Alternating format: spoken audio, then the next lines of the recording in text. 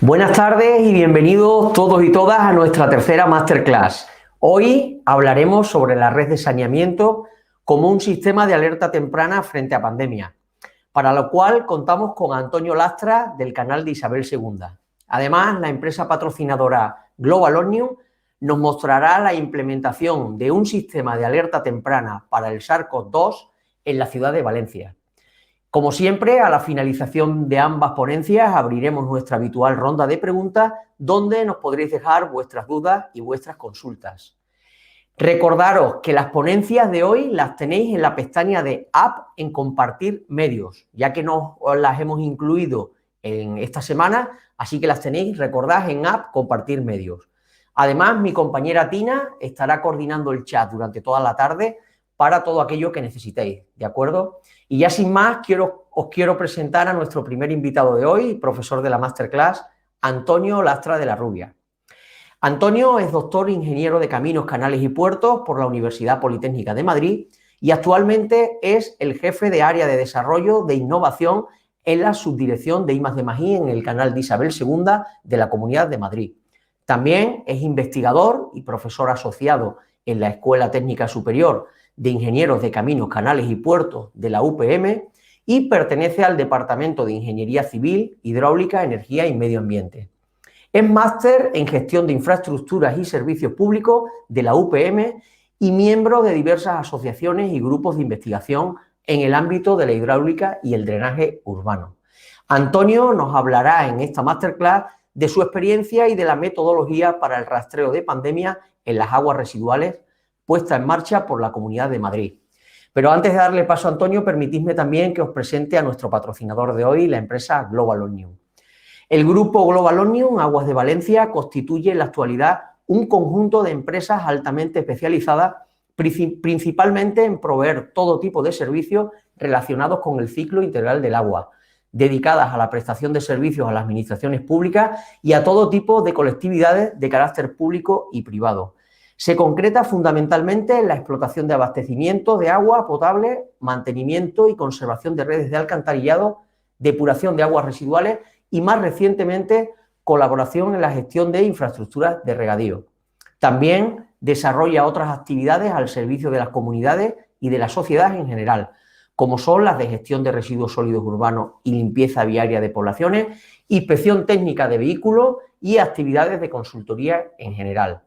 A ello se une cada vez más el diseño, financiación y o ejecución de los diferentes servicios enumerados, tanto de instalaciones de tratamiento de agua como de transferencia de residuos o de cogeneración de energía eléctrica. En el día de hoy, Raimundo Seguí, responsable de epidemiología de la empresa, nos mostrará la implementación de un sistema de alerta temprana para el SARS-CoV-2 en la ciudad de Valencia. Y ya sin más rodeos, doy paso a Antonio Lastra, nuestro primer invitado de hoy. Antonio, buenas tardes, muchas gracias y adelante con tu intervención. ¿Puedes activar el micro, por favor?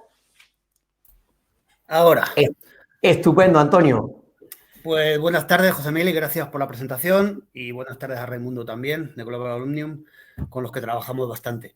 Y también un saludo a la gente que está por ahí, que veo que son bastantes. Voy a compartir. Perfecto, adelante.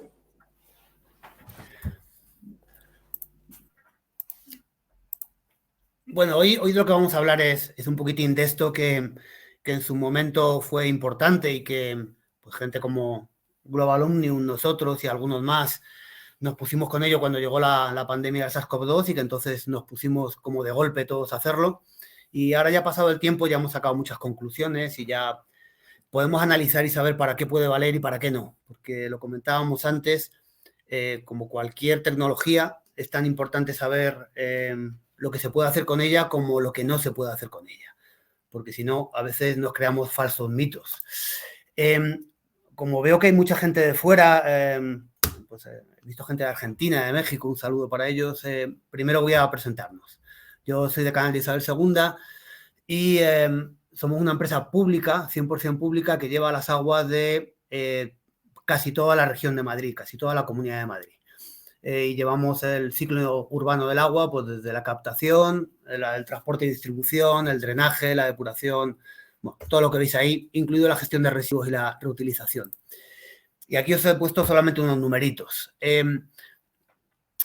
Como vamos a hablar precisamente de agua residual, yo creo que los numeritos más importantes son esas 157 edares que gestionamos, que son todas las de la Comunidad de Madrid.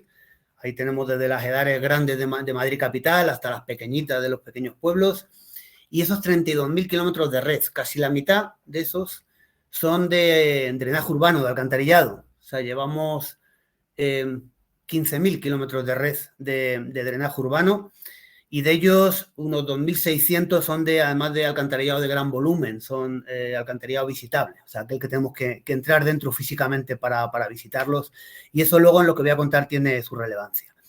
Quiere decir que Canal tiene bastante experiencia en agua potable, que es su business histórico, digamos, y desde hace bastantes años también pues tenemos este conocimiento adquirido del agua residual. Un poquitín todo el concepto de lo que vamos a hablar está aquí en esta frase, ¿no? Que me gusta poner, ¿no? Y es que de la misma manera que en los libros de Sherlock Holmes decían aquello de que si ves la basura de alguien puedes entender muchas cosas sobre él, el agua residual no deja de ser un reflejo de la población que lo genera. Esto tiene sus matices, por supuesto, tiene sus matices porque nosotros lo que estamos obteniendo es agua residual agregada de diferentes personas y de diferentes zonas, pero sí que se puede establecer patrones y sí que es más o menos, bueno, iba a decir sencillo, pero no sencillo, pero se puede establecer algunas conclusiones a partir de los datos que tenemos, desde datos muy sencillos como estos. Esto es una gráfica cualquiera, de un sitio cualquiera de Madrid. Si veis ahí, el azul es el caudal, el rojo es la de QO, el amarillo la de BO. Bueno, son valores más o menos normales de una agua urbana. Pero ya, por ejemplo, en esta curva se puede intuir algo. Si veis el caudal varía muy poquito por la noche. Lo que hay abajo en el eje horizontal son las horas de noche. El caudal varía muy poco, entre las 3 y las 4 de la mañana con respecto a las 12. ¿Qué nos está diciendo? Nos está diciendo que tenemos aguas que no son residuales, nos está diciendo que es un pueblo pequeño probablemente, en el cual estamos teniendo entrada de agua del subalveo o agua de algún río, de algún manantial, porque realmente lo que es la carga orgánica sigue perfectamente, si lo veis, pues obviamente a las 4 de la noche es el pico inferior, tanto de DQO como de DBO, y a cambio sobre las 12, pues el pico más alto. Así que a simple vista y sin analizar más, se puede decir que es un pueblo pequeñito, que tenemos intrusión de agua y que además esto probablemente sea un día festivo porque o la gente se levanta muy tarde para trabajar, que no creo, o es un día festivo. Y por poner otra también casi random, esta es otra diferente, veis que el caudal es menor, pero ya tiene un formato de la curva bastante natural, quiere decir menos caudal por la noche, con dos picos, un pico primero pues sobre las 10, 8, 9, 10, otro pico posterior, y va asociado más o menos a la carga. Que si este también es un pueblo pequeño por el caudal, pero es un pueblo en el cual probablemente esté cerca de un centro de atracción de empleo. Estos solamente son ejemplos. A partir del agua residual se pueden saber muchas cosas. Os he traído otro ejemplo antes de empezar con otro que es esta gráfica de aquí. Estas gráficas de aquí son para 8 de los municipios de Madrid, que he quitado el nombre, pero 8 de los municipios de Madrid, cómo ha variado la presencia de nitrógeno en la planta depuradora a lo largo de varios años. En gris tenemos otros años y en rojo tenemos el año de la pandemia, ¿vale? Abajo son los días del año, quiere decir eso, este 80, pues es marzo más o menos, ¿vale? O sea que estamos marzo, abril de 2020 cuando empezó la pandemia. En algunos no se puede decidir nada, que eso también es importante verlo. Hay veces que el agua residual nos dice poco y otros nos dice mucho. Por ejemplo, esta zona de aquí, este pueblo de aquí o este barrio de aquí, si veis el nitrógeno era bastante estable y sin embargo justo en el momento del confinamiento tuvimos un pico de nitrógeno. Ya nos está diciendo que en esta localidad en concreto pues la gente se quedó en sus casas en el confinamiento. Aquí en Madrid tenemos la gran capital, unas cuantas ciudades muy grandes y luego muchos pueblos pequeñitos donde la gente va a la sierra o tiene segundas residencias, el que la tiene. Claramente este no era uno de ellos porque se quedó la gente en casa desde el principio. Sin embargo, este de aquí, por ejemplo, si veis, al principio el nitrógeno era bueno, estaba dentro de los rangos.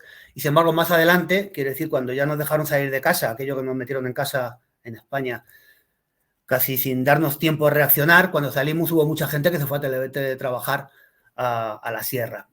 Por lo tanto, ya solamente viéndolo ya se puede saber que este claramente es un pueblito de sierra y este a cambio es una zona más urbana, igual que está aquí, por ejemplo, o igual que está aquí. Un poquitín la conclusión, son solamente ejemplos un poco random para ver que el agua residual nos puede dar mucha información si sabemos verla y sabemos leerla. Y hay otro detalle, aunque esto, claro, son aguas residuales, todo el mundo sabe de lo que voy a hablar, pero es que el agua, la red de drenaje nos permite aislar mejor y agregar mejor los vertidos y hacer un análisis mejor del que podríamos hacer con la red de agua o algo por el estilo, porque que la red de agua, ese es el mismo municipio, la red de agua está mallada, ya lo sabéis, quiere decir que a un mismo paisano le puede llegar el agua por varios sitios, pero la de agua residual no, la de drenaje, este es el punto de concentración y nos podemos asegurar que todo lo que cojamos aquí es lo de todo el pueblo y cualquier punto que yo señale tiene su cuenca. No hay prácticamente malla, salvo excepciones, que las hay, salvo zonas muy concretas. Si yo cojo agua en este pozo de aquí, por ejemplo, en un pozo que estuviera aquí, yo sé perfectamente que estoy cogiendo toda esta cuenca hasta aquí. Y ya no más, porque estos vecinos de aquí ya están vertiendo a otra cuenca. Esto es lo que nos permite el que no sea mallada todos los análisis que os voy a contar luego de datos. Si no, sería más difícil porque estaríamos cogiendo agua si no sabríamos de dónde vienen, pero es que en el agua residual, como os decía, yo sé de dónde vienen, yo y cualquiera que lo analice, claro, y podemos saber de dónde pertenecen esas aguas. Por lo tanto, esos análisis, esos estudios y esas conclusiones se las podemos asociar a un barrio concreto, a un distrito concreto, a un pueblo concreto, a una agrupación de gente concreta y es donde le podemos sacar un valor añadido.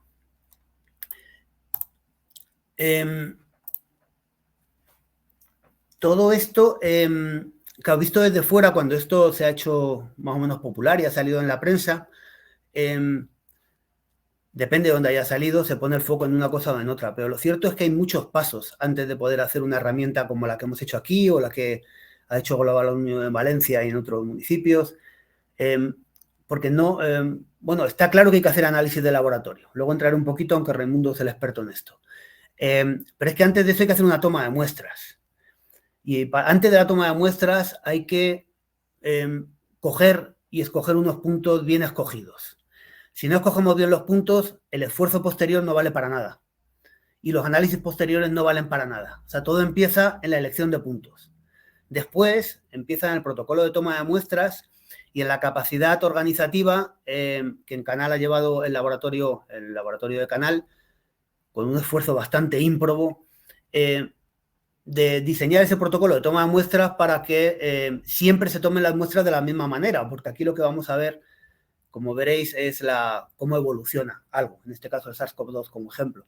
Entonces siempre hay que hacerla de la misma manera, en los mismos momentos, con el mismo protocolo, y esa toma de muestras, si está mal tomada, ya no nos vale para nada el análisis de laboratorio, nos vale para muy poco, porque realmente nos va a dar un valor que no tiene significado, ¿no? Así que después de la toma de muestras está el análisis de laboratorio, que también no es el de SARS-CoV-2, igual hay algunos patógenos más fáciles de analizar, otros un poquitín más complejos, hay un poquitín de todo, pero esto no es tan fácil como analizar la DQO, que la DQO se mete en una máquina, bueno, antiguamente lo hacía una persona, pero ya está, bueno, no tiene demasiada magia. Bueno, esto tiene, no voy a decir magia, pero un poquito sí que tiene. Un poquito sí que tiene.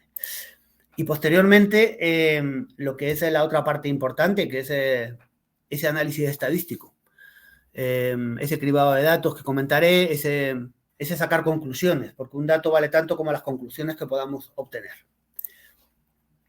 Luego también os hablaré un poquitín de la visualización, de cómo decidimos visualizar todos estos resultados y hacia dónde vamos y cuál sería un poquitín el futuro. Un poquitín ese es el planteamiento de la charla. Esta es la primera que quería poner, esta ha cambiado un poquito, pero bueno.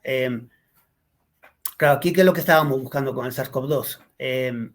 Unas dianas víricas concretas que nos definía que era este coronavirus y no otro, ¿vale? Pues la de la espícula, el 2 del núcleo, diversas. Claro, lo que estamos buscando en agua residual son estos restos de SARS-CoV-2 que nos puedan indicar cuánta gente está infectada. No cuánta gente está enferma, sino cuánta gente está infectada, porque puede haber asintomáticos, pero nosotros lo detectamos. O puede haber gente que está en los primeros estadios y todavía no haya desarrollado la enfermedad, pero ya está excretando estos restos de SARS-CoV-2. Así que lo que estamos buscando es esto. Así que lo que realmente se está haciendo es un análisis genético del agua residual para compararlo con estas dianas y ver cuántos tenemos.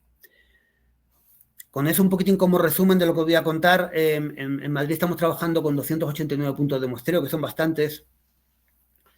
Y bueno, estos 34.000 análisis que llevábamos, esto desde hace un mes o un mes y medio, o sea, llevamos pues algo más que esto. O sea, llevamos mucho, esto solamente para que os hagáis una idea de lo que supone esta red. Yo antes quería volver a hacer una reflexión sobre el dato, la importancia del dato.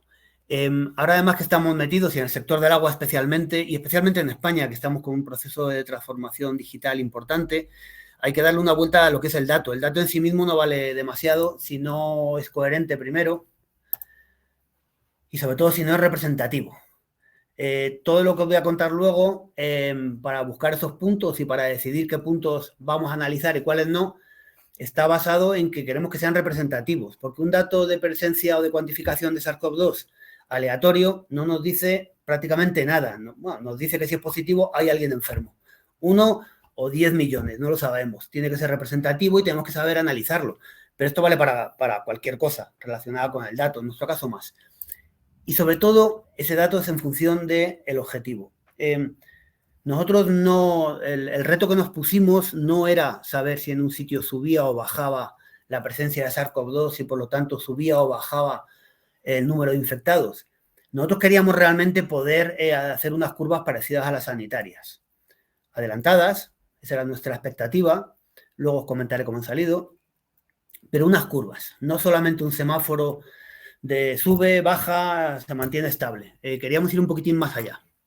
Y bueno, yo creo que lo hemos conseguido con todos los matices que siempre en una metodología, con todos los matices que los ingenieros siempre metemos en estos resultados, pero sí que hemos conseguido. Pero en función de lo que queremos, necesitamos una cosa u otra. Si lo que necesitamos es solamente entre comillas, un sistema de alerta que nos alerte en una población que no tenemos SARS-CoV-2 cuando hay algún infectado, pues obviamente el trabajo que hay que hacer es uno determinado.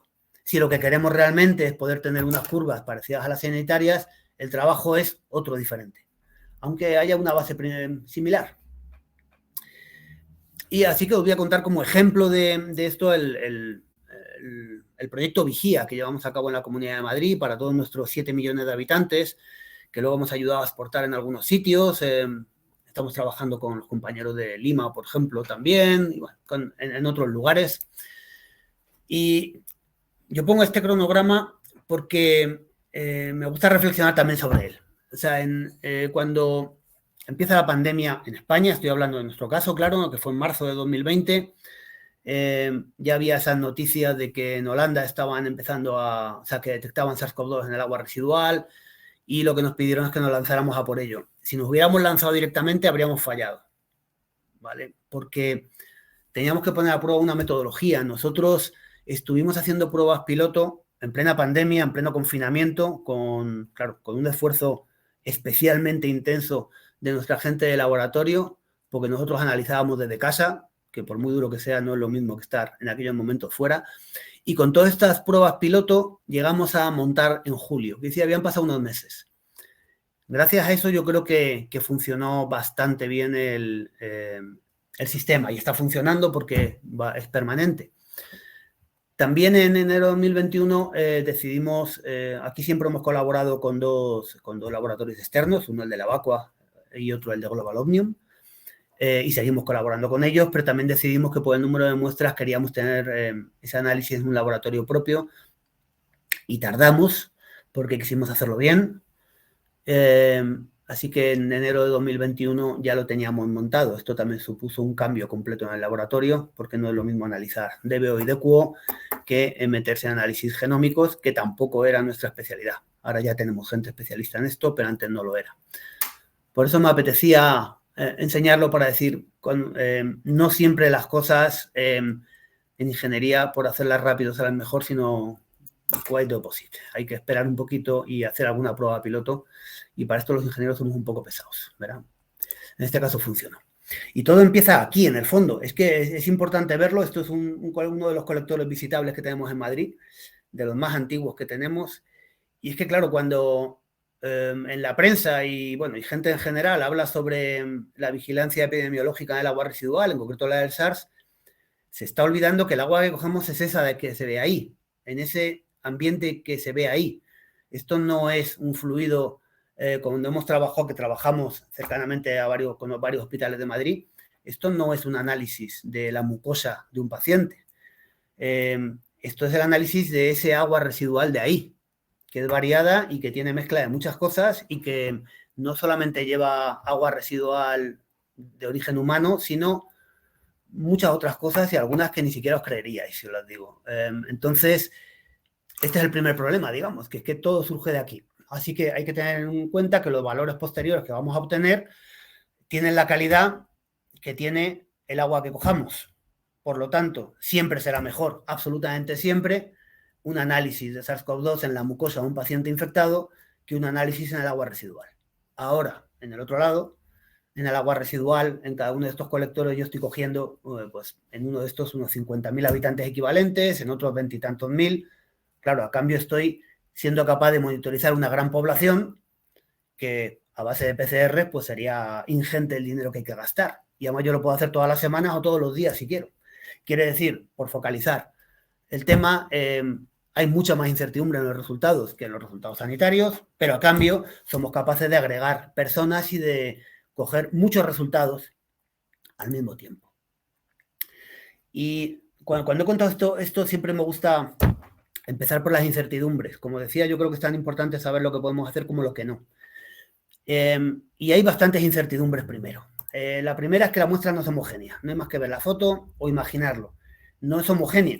Incluso dentro de este fluido, si yo cojo ahora mismo un botecito y cojo otro dentro de 10 minutos, es diferente. ¿Cuánto es diferente? Bueno, ahí está la clave. Por eso hay que escogerlos bien, que no sea demasiado diferente. Pero es diferente, porque puede haber aquí 14 lavadoras y en el siguiente puede haber alguien que ha vaciado una piscina. Porque las personas que vierten son diferentes ahora que dentro de media hora. A menos que alguien esté media hora en el baño, que no creo. Quiere decir que es un agua no homogénea. Que hay variabilidad horaria. Ya os lo enseñaba en lo anterior. Depende de la población, los picos, cuando tenemos mayor concentración de contaminación de origen humano, son diferentes. En Madrid capital, normalmente ese pico está a las 7:30, entre 7:30 y 8, que es cuando más gente va al baño. Luego suele haber otro pico después de comer y alguno más pequeñito por la tarde. Pero, por ejemplo, en los pueblos de la periferia, en aquellos que son ciudades dormitorio, digamos, y vienen a trabajar a otra ciudad, pues el pico todavía se adelanta más. A cambio, en los sitios pequeños donde trabajan en el pueblo o la población está envejecida, ese pico se retrasa. Es decir, hay variabilidad horaria. No es lo mismo buscar SARS-CoV-2 a las 9 de la mañana que a las 12 de la mañana. No es lo mismo, porque no hay las mismas personas en el baño. Y luego, esta otra cosa que lo descubrimos todos muy pronto y que es probablemente la parte más difícil, y es que se degrada la muestra con la distancia y con el tiempo. Si yo tengo un vertido de agua residual con SARS-CoV-2, con restos de SARS-CoV-2, y cojo 1 kilómetro más allá, detecto tengo una cuantificación. Si sigo el colector y lo cojo 15 kilómetros más allá, pues probablemente ya no tenga cuantificación a menos que la señal sea muy alta. Quiere decir que con la distancia y con el tiempo, la cuantificación varía. Y esto es importante para alguna cosa que vamos a decir luego, bastante importante. Todas estas son las incertidumbres que tenemos, así que hay que empezar a cerrarlas un poco. ¿Por dónde empezamos? Por la toma de muestras y la selección de puntos.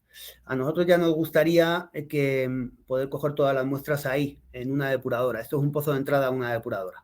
En ese pozo, pues nuestro compañero puede coger la muestra, aparte con total seguridad, de manera muy homogénea. Es un ambiente, es una depuradora, se está bien allí, ¿vale? Pero claro, no siempre podemos. Si cogemos una muestra en una depuradora de Madrid capital, que tiene pues un periodo de tránsito del agua residual de la parte más alta, pues de 30 minutos o 40 minutos, estamos monitorizando, no voy a decir la nada, pero casi. No nos podemos ir demasiado lejos porque perdemos. En un pueblo pequeño, sí, podemos cogerlo en la depuradora, que es donde nos sentimos más confortables. En una ciudad como Madrid, no. Las muestras de las depuradoras son bastante anárquicas. Cuando se ven las curvas de nuestras grandes depuradoras de Madrid Capital, no siguen ningún parámetro ni nada razonable, porque es que depende del tiempo de estancia que ha estado el agua ahí, que ha sido mucho, y también, precisamente por el tiempo de estancia, de los otros componentes que hay en el agua. Puede haber ácidos, puede haber de todo que nos están descomponiendo la muestra. Entonces, cuanto más tiempo está en el agua, menos cantidad de SARS-CoV-2 detecto. Es así. Es un mal con el que tenemos que jugar, así que pues también nos tenemos que ir al alcantarillado. En nuestro caso, ahora os contaré cómo lo hemos elegido. Hay unas cuantas muestras que tomamos en depuradora y otras cuantas en alcantarillado. En alcantarillado, fijaos la diferencia. En el otro caso, Miguel estaba casi tranquilamente en el pozo de entrada de una depuradora y aquí nuestros compañeros se tienen que, es un visitable, tienen que ir abajo a coger el colector, porque el colector pasa por medio de esa carretera de aquí.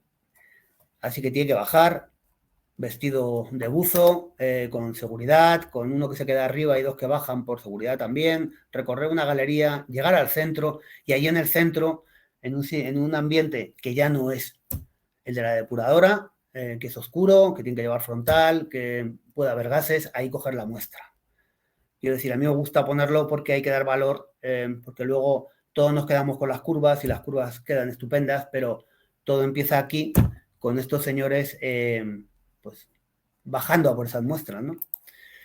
Entonces, en su momento, después de todas las pruebas piloto que hicimos y demás, llegamos a estas conclusiones que pasados ya 2 años y medio, o 3 años ya, 3 años ya, podríamos haber cambiado, pero la verdad es que seguimos contentos con ellos. Creemos que fue una buena decisión. Y es que cuando tenemos un municipio o un barrio, un distrito, una zona que queremos monitorizar para SARS-CoV-2, ¿vale? Esto está pensado con SARS-CoV-2, podemos coger esa muestra en la depuradora siempre y cuando el punto de concentración de la población esté a menos de 2,5 kilómetros o el centroide, el centro de la población, esté a menos de 3,5 kilómetros. Si estamos a más de esto, la señal llega muy baja. Esto quiere decir que si estamos en el pico de una ola, seguiremos detectando algo, pero en cuanto baje, no vamos a ser capaces de detectarlo. Aparte hay más variabilidad en los resultados, así que en los casos en los cuales estamos más lejos, imaginaos una ciudad como Madrid Capital, estamos más lejos definitivamente. No llega a ser Ciudad de México, pero somos grandes también para nosotros. Tenemos que meter pozos intermedios, así que al final hay varios en depuradoras, algo de cuantos y bastantes en pozos. Hay que tener en cuenta también otra cosa. Cuando tenemos cuencas grandes, como la de Madrid Capital, o Coslada, u otras ciudades grandes de Madrid, tenemos también una puñetería asociada a lo que os decía, que el tiempo y la distancia degrada la muestra. Y es que si yo cojo, por ejemplo, aquí en la cuenca 1 y en la cuenca 2, y luego cuando voy a medir aquí, aunque no haya aportaciones intermedias, la suma de esto más esto nunca nos da esto. Este valor siempre es inferior. Siempre. Es lo que hay. Se degrada con el tiempo. Quiere decir que pusimos puntos de control, y ahora os diré para qué los utilizamos y nos han servido, pero al principio creíamos que los puntos de control nos iban a valer para hacer una sobrecuantificación, una doble cuantificación. Pues no, para eso no valen. Valen para otras cosas, pero no para cuantificación. Así que nuestra decisión al final fue, esto es la Comunidad de Madrid, este perfil en gris clarito, y todos estos puntos son los puntos que escogimos para tomar muestra de SARS-CoV-2. Como veis, casi 170 están en pozos y 120 en EDAR. Esta densidad aquí mayor es Madrid Capital. En Madrid Capital teníamos 51 pozos. Y luego, por ejemplo, aquí también parece que hay bastante densidad, aquí arriba al norte de la comunidad, pero esta no es por que hubiera mucha población, sino por lo contrario, porque aquí son pueblos muy pequeñitos y nuestro compromiso era monitorizar a toda la población de la Comunidad de Madrid, así que cada pueblo pequeñito tiene su punto. Y luego los grandes pues tienen varios puntos, Getafe, Móstoles, Madrid y demás. Y pensando en sistemas con habitantes equivalentes, pues 164 son en sistemas de menos de 25.000 habitantes equivalentes y 125 en más de 25.000 habitantes equivalentes. O sea, zonas pequeñitas y ya zona consolidada. Ya os decía que algunos de estos puntos son de control. Lo que vamos a ver en los puntos de control es también la evolución, no la cuantificación. No podemos comparar copias genómicas en un sitio más otro sitio y compararlo con el punto de control, pero sí que podemos ver la suma de ambas curvas de dos cuencas, cómo suman en el tercer punto. Eso nos vale como control de que están las cosas yendo bien aguas arriba. Entonces, aguas abajo lo que vemos es comparamos las pendientes de la suma de las dos curvas proporcionalmente al número de población. Luego lo explico un poco mejor. En estas de más de 25.000 habitantes equivalentes, que son, bueno, las más problemáticas, claro, bueno, intentamos que fueran también cuencas homogéneas por densidad, y, no solo por número de población, sino también por densidad, porque, bueno, esto como se degrada con el tiempo, nos interesa mucho que la densidad sea equivalente.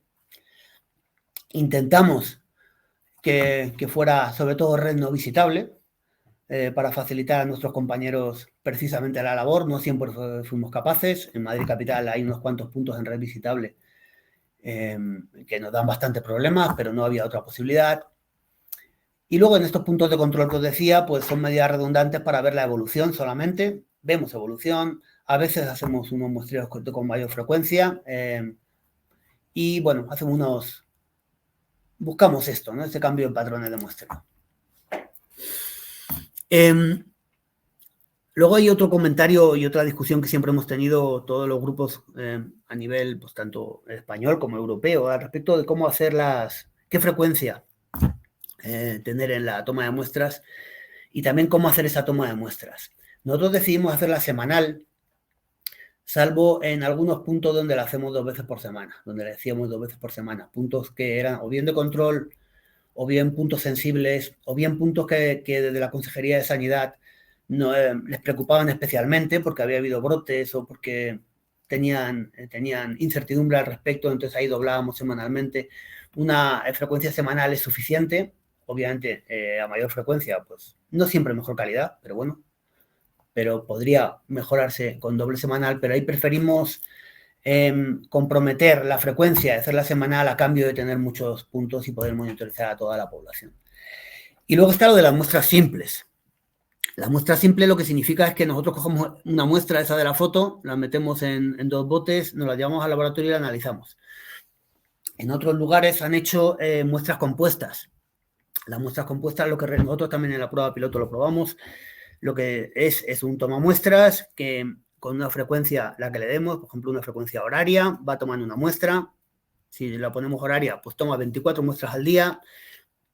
Esas muestras se mezclan y se llevan al laboratorio. Claro, por un lado, eso te permite monitorizar a más población, porque ahí has cogido 24 muestras, no una. A cambio, tiene otros problemas bastante graves, que además, bueno, hemos puesto en evidencia cuando en la Unión Europea nos solicitaban que las hiciéramos compuestas. La primera es la limpieza, ¿verdad? Estamos hablando de copias genómicas, estamos hablando de que incluso las pipetas con las que nuestros compañeros de laboratorio hacen las muestras tienen que estar limpias, pero no limpias en el sentido de echarles un agua, sino realmente tienen que estar higienizadas. Si nosotros tenemos una máquina con unas botellitas, un tubito que va a una bomba peristáltica para cogerla, o higienizamos de una manera realmente intensa todos esos elementos cada vez que lo cogemos, o no nos vale para nada, porque podemos estar teniendo contaminación cruzada. Y eso no es fácil. Imaginaos ese aparato dentro de un colector, 24 botellas, una bomba, un tubito, no parecía razonable. Podríamos cambiarlo cada vez, pero entonces tampoco sería razonable económicamente. Y luego aparte hay otro comentario, y es que aunque ese tomamuestra esté refrigerado, que eso supone tener energía eléctrica, que ocupe más, con lo cual ponerlo en alcantarillado es todavía más complicado, es que se degrada con el tiempo. que es que si yo empiezo a la 1 de la mañana y termino a las 12 de la noche del día siguiente, esa muestra de la 1 de la mañana, cuando se mezcla con la última muestra fresca, ya lleva 23 horas de antigüedad. Aunque se haya refrigerado y se mantenga, no se mantiene del todo. Estamos analizando cosas diferentes. Así que nosotros decidimos por muestras simples y bueno, estamos contentos de la elección, digamos, aunque ha habido gente que ha utilizado compuestas y demás. Y empezamos con esa toma de muestras. Como decía, los envases tienen que ser estériles. Y es aquí donde repito lo de la toma de muestra compuesta. Si tenemos que tener envases estériles, ¿qué sentido tiene tener una maquinita con unos tubos y que no son estériles? Nos está complicando la vida. Por supuesto, tenemos trazabilidad. Esta es la temperatura a la que las transportamos. Actualmente un poquitín más de esta temperatura. Y la recepción, pues claro, dependiendo de si el laboratorio propio la recibimos enseguida y si lo tenemos que mandar a Valencia, pues tarda un poquito más. A partir de 48 horas es necesario congelar, porque si no, la muestra ya no es válida. Pero fijaos que en 24 horas ya se nos ha ido casi todas, que tenemos que congelar. Con el tiempo y con la distancia se degrada la muestra. Y después llegamos a este punto que ya es clave. Y yo esto lo voy a pasar un poquitín por encima porque Raimundo es el experto en todo esto. Y es que, claro, cogemos medio litro o 1 litro en esos botes que tenemos ahí a la izquierda, pero realmente eso no lo podemos meter en el laboratorio a pelo ni podemos analizarlo a pelo. Tenemos que concentrarla. O sea, pasamos de ese medio litro a los 100 microlitros. Tenemos que concentrar la muestra. Y para eso, pues hay toda una metodología. Esta la he puesto, esta es la del CSIC, que es el Centro Superior de Investigaciones Científicas de España, y que es el que ha ido mejorando el método, digamos, y haciendo un método estándar y certificado para todos, ¿vale? Aunque hay variaciones y algunas cosas. Y, bueno, para que tengáis una idea, pues ya lo estáis viendo, metemos Mengovirus como virus de proceso, ajustamos pH, le vamos añadiendo cositas, agitamos, centrifugamos, descartamos sobrenadante, le echamos más, volvemos a agitar, volvemos a centrifugar. Digamos que hay toda una tarea previa antes de llegar aquí a esos 100 microlitros y aquí todavía, después de que nuestros compañeros en el laboratorio hayan hecho todo esto, todavía no tenemos nada. Todavía lo que tenemos es una muestra concentrada de todas las que hemos tomado, ¿vale? O sea, todavía la fiesta no ha empezado y ya necesitamos todo un proceso. Luego buscamos lo que os contaba, estas dianas víricas, y las metemos en los termocicladores con unos cebadores y unas sondas. Lo que estamos haciendo, simplificando, es no dejar de ser una PCR al agua, es lo que estamos viendo. Lo que estamos buscando, realmente es una PCR. Estamos intentando localizar esas dianas genéticas que decíamos antes. Y lo que es más importante, la estamos cuantificando. No es decir, tengo o no tengo, sino cuántas unidades genómicas por litro tengo. Quiere decir, dicho mal, cuántos cadáveres de SARS-CoV-2 he cogido en esa muestra, ¿verdad? Esto es un poquitín bestia, ¿verdad? Y Raimundo me va a decir otra cosa, pero no deja de ser algo parecido a eso, simplificando.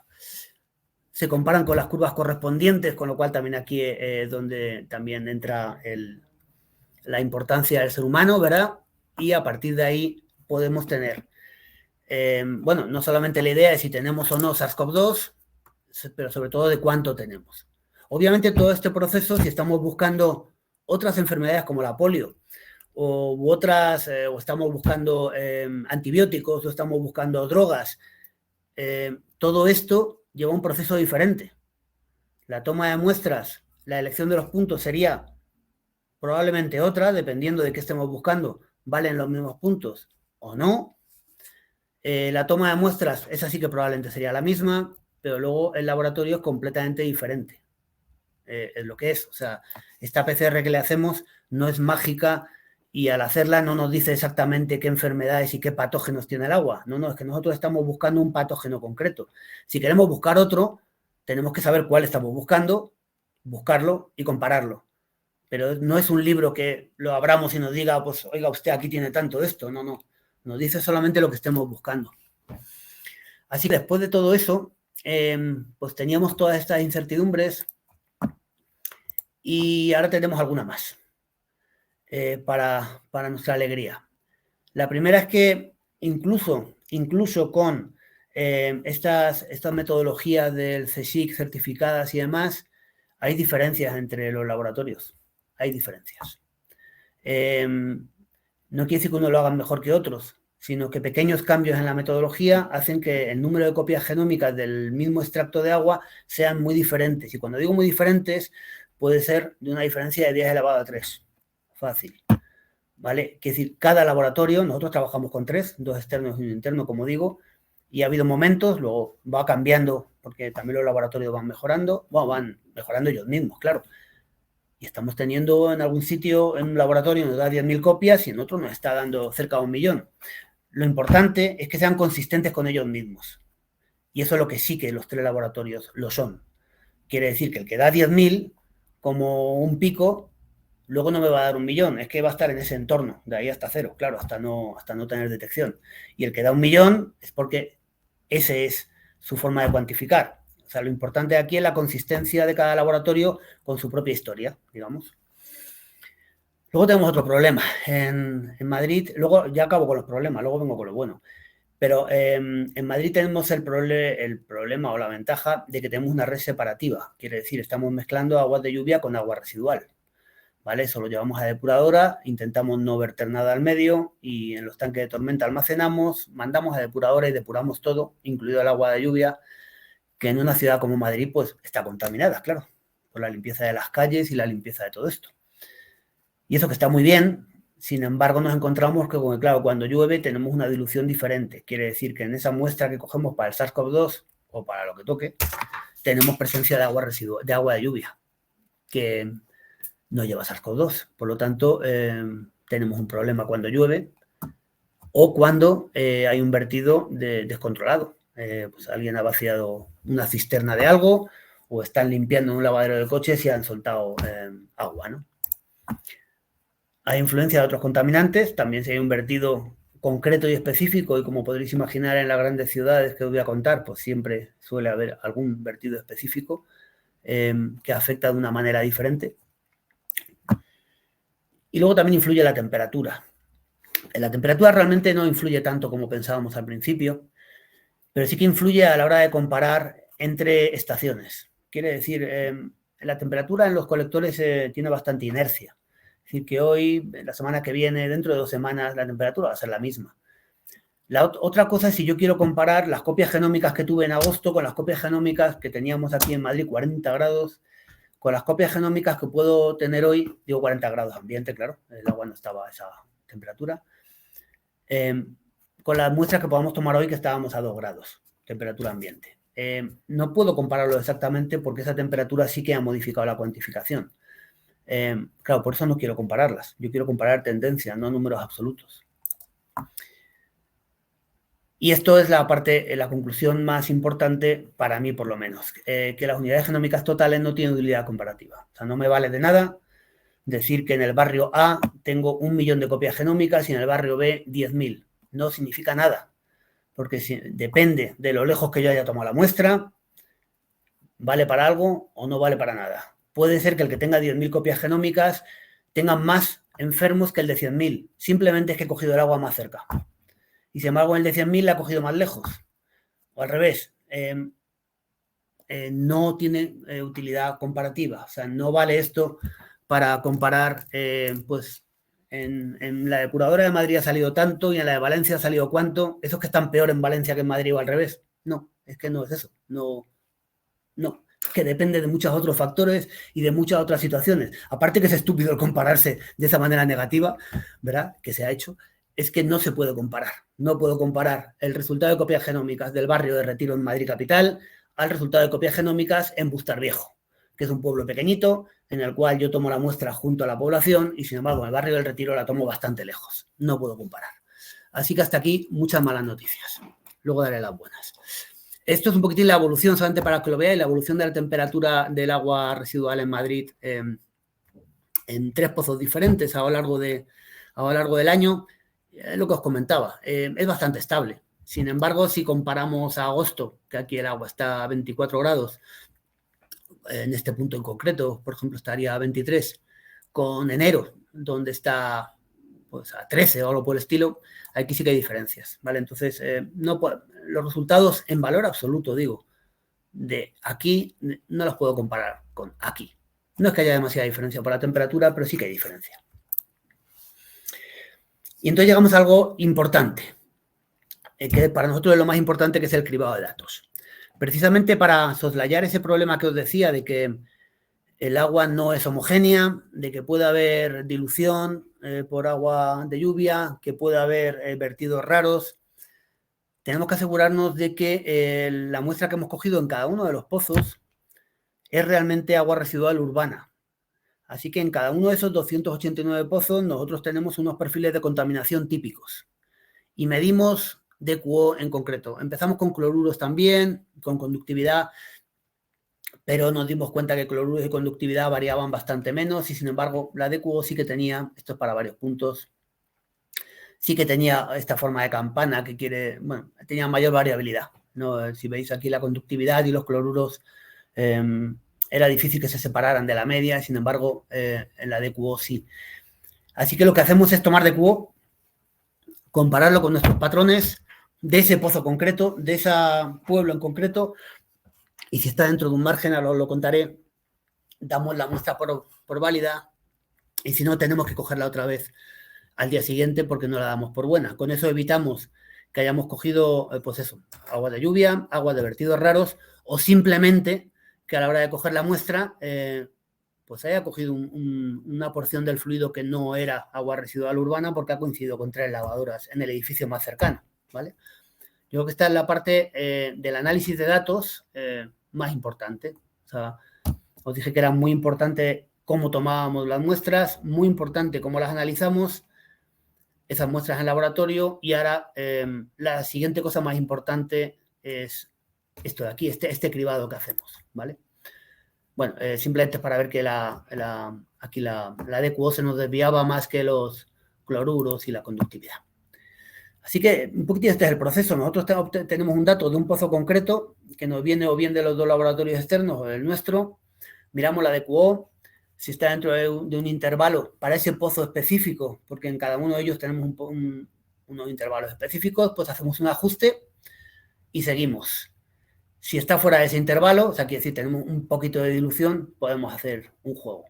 Si está dentro del intervalo, tenemos que repetir. Pero luego, además, con ese valor llegamos a la prueba de predicción. Claro, nosotros estamos hablando de curvas por pozo y luego agregadas para la comunidad. Esas curvas se les puede dar un tratamiento matemático.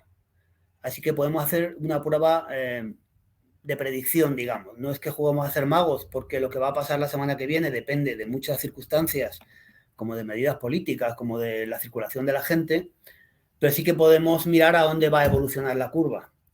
De manera que nosotros tenemos dentro de ese valor de predicción que hacemos para la semana que viene, para la siguiente muestra, tenemos un intervalo, ¿vale? Que obviamente si sube el intervalo superior es mayor y el inferior menor, y si baja es al revés. Y si está fuera de ese intervalo, pedimos repetir porque no estamos seguros. Quiere decir que cambios bruscos no nos lo creemos hasta que tenemos una repetición. Porque en este tipo de comportamientos y de enfermedades es raro que haya cambios bruscos, que haya 5.000 pacientes y a la semana siguiente no haya ninguno. Esto es difícil que ocurra, aunque podría. Así que tenemos que hacer todo eso. Y después normalizar entre laboratorios, que por eso todavía seguiremos además ad infinitum. Hay algunos pozos de control que hacemos los análisis en los 3 laboratorios. ¿Por qué? Porque tenemos que normalizar, como os decía, para poder dar un dato normalizado de copias genómicas por litro, normalizado entre todos, independientemente de quién venga. Hay también toda una tarea estadística, ¿vale? Y entonces ya consolidamos los datos. Aquí solamente os he puesto una grafiquita muy por encima de los que descartamos. Los rojos son los que descartamos. Esto es la DQO. Y bueno, como veis, pues descartamos los que se salen un poquitín por fuera y algunos más. Y esto era para tanto 2020 como 2021, para que veáis todos los que hemos descartado. Hemos repetido más de estos, porque si la repetición nos confirma los valores anteriores, obviamente metemos los 2 valores. Solamente en el caso de que la repetición no nos los confirme, es cuando tenemos que descartarlos y esperar a la semana siguiente ya, ¿vale? Así que estos son los que hemos ido descartando, que como veis, pues entre un 5, un 12% por ahí de los valores los hemos tenido que ir descartando por esta razón.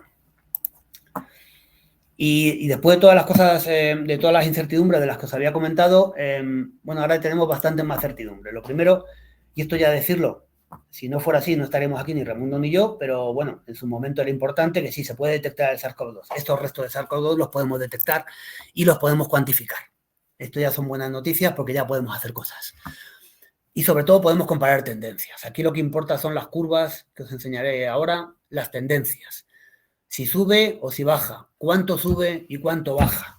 Las subidas en las olas, si habéis visto las curvas sanitarias que ahora os enseñaré, se parecen mucho a las nuestras, en las cuales la pendiente de subida es muy brusca en cada una de las olas. A cambio, la pendiente de entrega cuando baja la ola es más, no es tan brusca, tiene una pendiente menor. Y sí, podemos comparar tendencias. Y esto es lo que sí que pueden comparar entre pozos. Y esto es lo que sí podemos agregar, las tendencias. Quiere decir, la pendiente de la curva. Eso es lo que podemos agregar y eso es lo que podemos comparar. Un pozo está subiendo con una pendiente X y otro está con una pendiente Y. El que tenga mayor pendiente en esa curva es que la situación es más problemática porque se está acelerando en ese punto y no en el otro. Entonces, podemos comparar tendencias, no valores absolutos. Y esta es la gracia del tema, que se detecta antes en el agua residual, porque si no se detectara antes estábamos haciendo el idiota, obviamente. Aquí el interés es que podamos adelantarnos unos cuantos días para que las autoridades sanitarias competentes puedan tomar algún tipo de medida.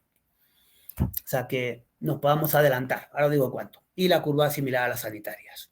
Todas estas son ya las buenas noticias y para lo que vale este tipo de metodología. Y de la misma manera que os estoy contando la del SARS, valdría para cualquier otro vector epidémico, siempre y cuando se pueda detectar en el laboratorio, porque no todos se pueden detectar en el laboratorio. Hay algunos que sí y otros que no. Pasa lo mismo con los antibióticos, que sí que se pueden, y con las drogas, algunas sí y otras no. Bueno, depende, ¿no? Pero sí que las curvas son bastante similares. Y aquí os quería enseñar ya algunas, para ir terminando, algunas de las gráficas. Estas son las gráficas, no estaban a día de hoy, de hace unos meses, desde que empezamos en 2020 hasta ahora. La de la izquierda es la roja, es la agregada de toda la Comunidad de Madrid. La azul es la de la Ciudad de Madrid y la verde es pues aquello de la Comunidad de Madrid que no es Madrid capital. Estas son nuestras curvas agregadas. Como veis, aquí tenemos cada una de las olas. También teníamos este sistema de información de cuando llueve, estas barritas es cuando llueve, y por lo tanto aquí también tenemos de esos 289 puntos, cuántos puntos válidos hemos tenido. Ya os digo que repetíamos, así que como veis por aquí, pues en una semana normal estamos entre los 284, 320, por ahí. Cuando nos llega, pues el año pasado que nos llegó una tormenta de nieve en Madrid bastante inusual, pues nos quedamos en muy pocos pozos porque nuestra gente no podía salir y los que pudieron salir no eran muestras representativas. Así que aquí sí que se ve bastante bien la evolución de qué muestras valían y cuáles no. Y aquí veis digamos, este era nuestro objetivo. Y esto os enseño solamente una, de estos tenemos, como podéis imaginar, cientos. Aquí estamos comparando la curva de ingresos en planta por COVID en la Comunidad de Madrid, que es la línea verde, con nuestra curva de detección del SARS-CoV-2 en el agua residual. Si veis, las formas son muy parecidas, muy, muy parecidas. Claro, lo que no es parecido es la escala, pero es que la escala no tiene sentido. O sea, el decir que tengo tantas copias genómicas y por lo tanto tengo tantos enfermos no es válido, porque depende A, de las estrategias sanitarias, B, de las vacunas. Obviamente, antes de tener las vacunas, como veis, pues estaba mucho más alto. Quiere decir, por un número de infectados X, había muchos que acababan en el hospital. Ahora mismo con las vacunas hace falta un alto número de infectados para que alguno de ellos acabe en el hospital. Depende de la transmisibilidad de la variante en concreto, de la capacidad de infección, depende de muchas cosas. Así que lo que hay que fijarse aquí no es en la escala, porque la podemos mover para arriba y para abajo, que para eso sabemos utilizar el Power BI. Eso es lo importante. Lo importante es la tendencia. Si veis, las curvas son muy, muy parecidas. ¿Y cuál es la gracia? Es de aquí. que nuestras curvas se adelantan a la sanitaria en unos cuantos días. ¿Cuántos? Pues haciendo un análisis de correlación, ahí tenemos ya hemos pasado la séptima no está incluida, segunda, tercera, cuarta, quinta, sexta ola, con esos colorines. Ese es el análisis de los días que nos hemos adelantado. ¿Veis? En la sexta ola, por ejemplo, nos llegamos a adelantar 10 días y a cambio en la tercera ola solamente 4. Pero en todas ellas hemos tenido más de 4. Más o menos lo que siempre solemos decir es que estamos entre 4 y 12 días de antelación, dependiendo también del punto, porque esto que os he enseñado es para toda la comunidad o para toda la ciudad de Madrid, pero esto mismo lo podemos hacer en cada uno de los barrios, en cada uno de los pueblos. Tenemos esas mismas curvas, bueno, la curva del barrio, del pueblo correspondiente y las curvas sanitarias. Y bueno, estamos entre 4 y 12 y una media normalmente de 7 es lo que solemos hablar, ¿vale? Cada vez nos adelantamos menos, por cierto, a pesar de que en la sexta no nos adelantamos mucho, pero en esta séptima nos hemos adelantado menos. En la última hemos estado por 6 días, 5 o 6 días. Y esta es la parte interesante para las autoridades sanitarias, que les podemos dar una información de lo que va a pasar, no de lo que va a pasar, de lo que está pasando, pero ellos no lo saben, porque realmente hay que insistir en que no somos adivinos, es que realmente hay asintomáticos y hay gente que todavía no ha desarrollado la enfermedad, pero está contagiada. Por eso nos adelantamos. Nos adelantamos por esa gente que ya está contagiada, pero no ha desarrollado la enfermedad. Claro, esto de adelantamiento depende de la cantidad de días que cada enfermedad en concreto tenga de incubación. Si el SARS-CoV-2 tuviera un día de incubación, no haría falta mirar en el agua residual porque la gente enfermaría al día siguiente. Sin embargo, como el SARS-CoV-2 tiene varios días de incubación, a veces más y a veces menos, dependiendo de la variante, es por lo que nosotros nos podemos adelantar. Y es la gracia, poder adelantarnos una semana a lo que va a ser la curva sanitaria de la semana que viene. Solamente por mostraros algunas imágenes más de nuestros visualizadores. Teníamos este visualizador donde estas eran las cuencas de drenaje. Donde no hay cuenca es porque obviamente no hay población. Y bueno, también hacíamos, aparte de esas curvas y de la curva de cada uno de los puntos, un semaforito de si subía, de si bajaba y cómo iba cada una de las curvas. Esto después evolucionó. Obviamente 289 puntos requiere un esfuerzo económico importante y un esfuerzo de personal importante, así que lo que coordinamos con la consejería es que cuando estamos en una parte baja de la ola, ahora empezamos a estar en una parte baja de la ola, la reducimos y en vez de los 289 nos vamos a un poco menos de 90 puntos que consideramos representativos. Como veis, por ejemplo, cuando no hay una ola fuerte, no estamos teniendo en cuenta, por ejemplo, a los pueblos del norte. Todos estos son pueblos muy pequeñitos del norte de la comunidad. Claro, cuando es muy baja la cantidad de enfermos en los pueblos, no pillamos prácticamente a nadie, no tiene sentido monitorizarlos. Así que esta de aquí de la derecha es nuestra red permanente, la que llamamos red permanente, que son casi 90 puntos, que son los que vamos a mantener permanentes para este patógeno y para otros que estamos trabajando con la Consejería de Sanidad. Y cuando detectamos, tenemos una algoritmia hecha, que en función del último valor y de la pendiente de la curva acumulada, vemos que puede empezar una ola. En cuanto vemos que puede empezar una ola, enseguida desplegamos toda la red. Para eso teníamos este otro visualizador, es igual pero en fondo verde, en fondo azul, que también daba la misma información, aparte de las comparativas en tiempo real con los datos que nos proporcionaban de UCIs y de hospitalizados y demás, y lo podemos ver por barrio, por zona, por pueblo y demás, ¿vale? Las curvas son similares pero no iguales, porque obviamente cuando perdemos datos perdemos calidad. Por ejemplo, en esta última ola perdimos bastante calidad de datos. Por eso nos interesa cuando venga una ola irnos a la red completa, ¿vale? Esto da una serie de alertas que borraba aquí los municipios. Simplemente era esto lo actualizamos 2 veces al día, ¿vale? A la hora que nos llegaran los análisis lo actualizábamos y lo seguimos actualizando. Todo el equipo en este caso, I+D de Canal, bueno, pues si hay que actualizar a las 10 de la noche, están actualizando y haciendo el cribado, lo cual es un esfuerzo que agradezco desde aquí, desde luego, porque las autoridades sanitarias también llevaban en el móvil esto para darles alertas de si en algún sitio, algún distrito o algún pueblo, pues estaba sucediendo algo raro, ¿vale? Eran estas alertas. Y también me gustaría hacer una reflexión sobre qué se puede mostrar y qué no se puede mostrar al público en general. Obviamente nosotros queríamos mostrarlo todo. somos transparentes, en Canal somos transparentes. Sin embargo, habéis visto que llevo, no sé si media hora, 40 minutos hablando y he tenido que contar muchas cosas sobre el dato. No podíamos dar los datos a pelo de copias genómicas porque no se iban a entender, porque de hecho ya cuesta entenderlos, a nosotros nos ha costado entenderlos, hemos tenido que aprender a interpretarlos. Así que dar de cara al público esas copias genómicas en bruto no significaba nada. Al final, la gente lo que quiere es ver si su barrio está peor que el del otro para reírse del otro cuando se toma una cerveza. Y esto con las copias genómicas no lo pueden hacer porque no tiene significado, como ya hemos dicho. Así que, ¿qué es lo que nosotros mostramos al público? Y todavía lo seguimos mostrando, claro, ahora os digo la web.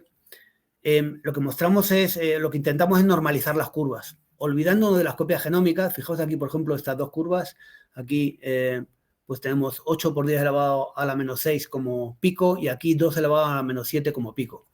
No se puede comparar, no significa que este pico sea peor que este, es que no es verdad. Puede ser o puede no ser. ¿Qué es lo importante para ver cómo está en ese punto concreto, en ese momento concreto, esa zona, ese distrito o ese municipio? Pues dos cosas. La primera es la pendiente.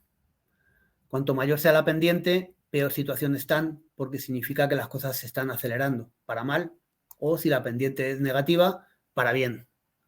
¿Vale? Así que nosotros tenemos en cuenta primero la pendiente. Lo segundo que tenemos en cuenta es cómo de importante es el último valor, por ejemplo. Si veis aquí este último valor, este azul, es el más alto de la serie histórica. Sin embargo, este último valor, en este de aquí abajo, bueno, ya ha habido otro valor igual. Por lo tanto, este valor de aquí arriba, aunque sea solo 10 elevado a la menos 7, es más importante para esta zona en concreto que este valor de 10 a la 6 en este otro. Entonces, ¿qué es lo que inventamos? Bueno, desarrollamos un pequeño algoritmo en el cual lo que damos para cada municipio, para cada distrito que llevamos, un valor entre 0 y 10 que tiene en cuenta las dos cosas, la pendiente de la curva y el último valor con respecto a su serie histórica, lo que llamamos un indicador de evolución, ¿vale? Este es un dato de enero, ¿vale? Este valor es entre 0 y 10 y es el que nos lo va a marcar. Esto se puede ver pues aquí, está la página web. También tuvimos que hacer otro trabajo aquí, que es que, claro, el agua residual es muy puñetera, no responde a las divisiones administrativas. Una cuenca de alcantarillado es la que es y los distritos y los pueblos son otra cosa. Entonces tuvimos que hacer ahí toda una labor estadística para dar datos por distrito y por municipio, porque al final lo que la gente quiere es ver su pueblo o ver su barrio. Así que tuvimos que hacer ese cambio, digamos, de coordenadas espaciales y lo que damos es este indicador de evolución, que tiene en cuenta la tendencia, o sea, la pendiente. En este caso, en Redueña teníamos un ascenso débil y también su percentil, o sea, su posición con respecto, la posición del último valor con respecto a su serie histórica. En este caso, que de enero del 22 de Redueña, que picando aquí se podía ver, pues eso, el valor último era mayor que el 50% de la serie histórica, quiere decir que no era muy alto y que tenían un ascenso, pero un ascenso débil porque la pendiente era baja, así que por eso salía un 3,47 sobre 10. Y esto es lo que desde entonces estamos mostrando en público, porque sí que creemos que es la mejor forma de poder informar y que la gente realmente esté informada. Si ponemos copias genómicas, no significa nada. Antonio, tenemos que ir terminando. Perfecto, 3 minutos entonces. 3 minutos. Esto también nos permite una distribución global, ¿vale? Que es, pues eso, cómo estos valores de 0 a 10 se distribuyen y nos puede hacer una idea también de cómo estamos. Os lo dejo aquí para, como luego tendréis la presentación, hemos escrito, iba a decir 2 millones no, pero unos cuantos artículos. Os pongo aquí dos de los que escribimos. Uno en castellano, otro en inglés. Y me gustaría acabar con 2 conclusiones. Primera, posibles mejoras de este mismo sistema. Nos gustaría tener caudales. Nos gustaría tener caudales para poder hacer un mejor análisis numérico. Sin embargo, ya sabéis que la medición de caudal cuando estamos a lámina libre es compleja porque el agua a lámina libre tiene la mala idea de poder cambiar de régimen hidráulico y por lo tanto es difícil medir ese caudal con la precisión que necesitamos, pero ya estaría bien. Podemos medir caudales, claro, pero si fuera un agua a presión lo mediríamos muy bien. Como es un agua residual, no tanto.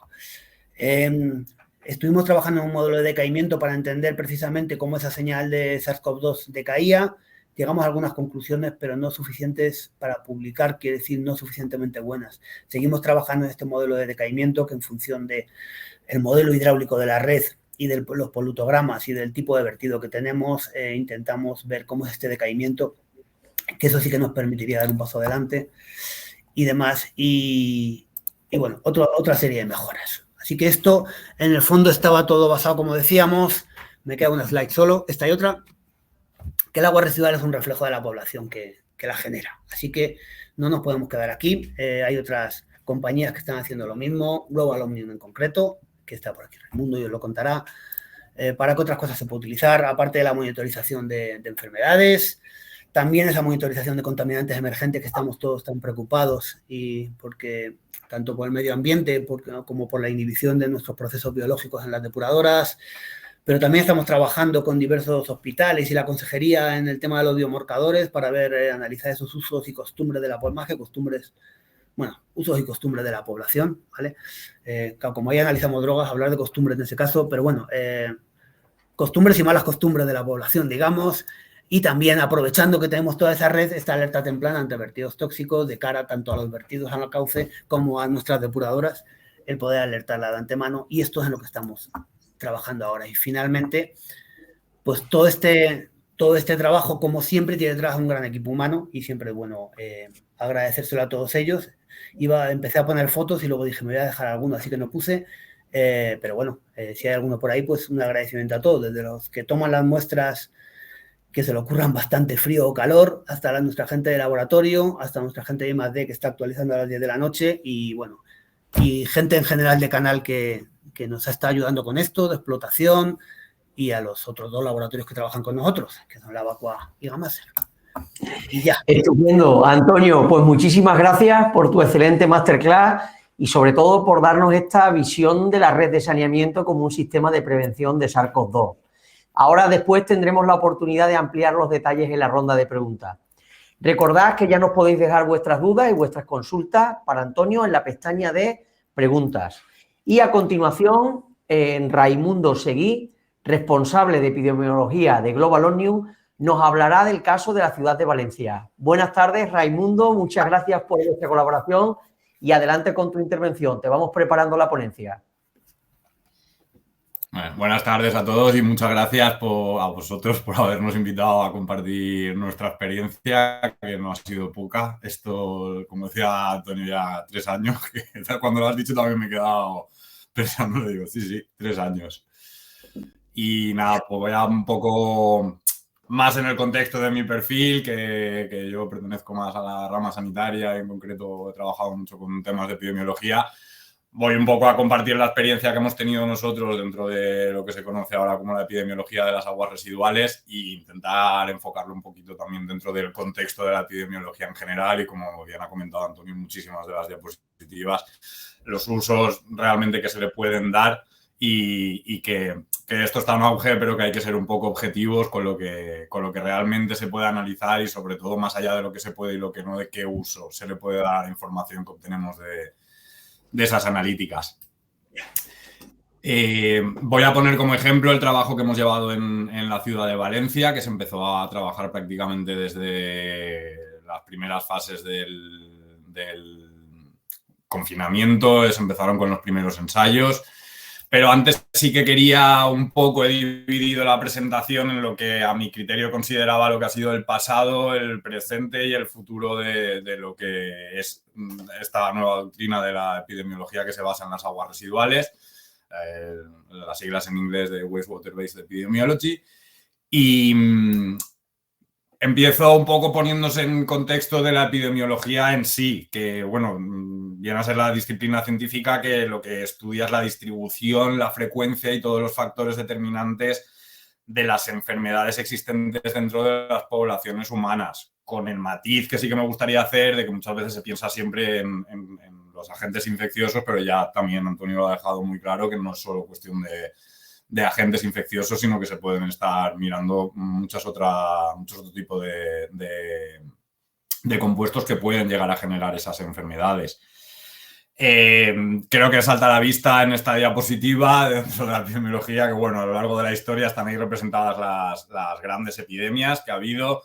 No me interesa de esta diapositiva remarcar, como está remarcado ahí en los círculos, el número de muertes, sino el hecho de que insisto, salta a la vista que esas interacciones que está habiendo entre el ser humano y el ecosistema se han incrementado y se han acelerado muchísimo en los últimos años, y eso ha generado esos saltos de enfermedades que están en los reservorios animales a los humanos. Y que también hay que tener en cuenta que no todas funcionan igual. No todos los agentes infecciosos desencadenan las mismas epidemias, ni brotes, ni las mismas consecuencias entre la población. Creo que uno de los salta a la vista que en los últimos años hemos tenido brotes. Había mucha gente que se sorprendió cuando llegó esto del SARS-CoV-2. Bueno, sí, en realidad los que trabajábamos ya en este campo de la infectología, pues sí que nos vendrá a la memoria a todos el ébola, que ha sido un poco el más así mediáticamente conocido, el MERS y el SARS, tuvimos también la gripe A, y no se refleja ahí precisamente por eso que os decía, de que no todo va en relación con el número de muertes, pero para poner en contexto de esa globalización y de la atención que tenemos que prestar realmente a este tipo de zoonosis. Recurro a uno de los últimos ejemplos, que fue el virus Zika. No tuvo una trascendencia en la salud humana tal como lo hemos vivido ahora con el SARS-CoV-2, pero o sea, se expandió a nivel mundial a una velocidad de vértigo en el contexto del mundial por aquel entonces. Como decía, ya no, con todo este panorama, no solo ha sido la comunidad científica la que antes de que pasara lo del SARS-CoV-2, la que estaba dando esos avisos, sino que hasta los medios de comunicación y de entretenimiento ya difundían cierto tipo de información. Os he puesto ahí 2 ejemplos en esta diapositiva de una serie de Netflix que se llama En pocas palabras, que son capítulos de 20 minutos de distintos temas, y justo creo que fue 2 meses antes de declararse la emergencia sanitaria global por el SARS-CoV-2, emitieron un capítulo en el que precisamente hablaban de eso. Siempre es verdad que han alertado, más allá de los virus respiratorios, nos han puesto en preaviso con el tema de la gripe.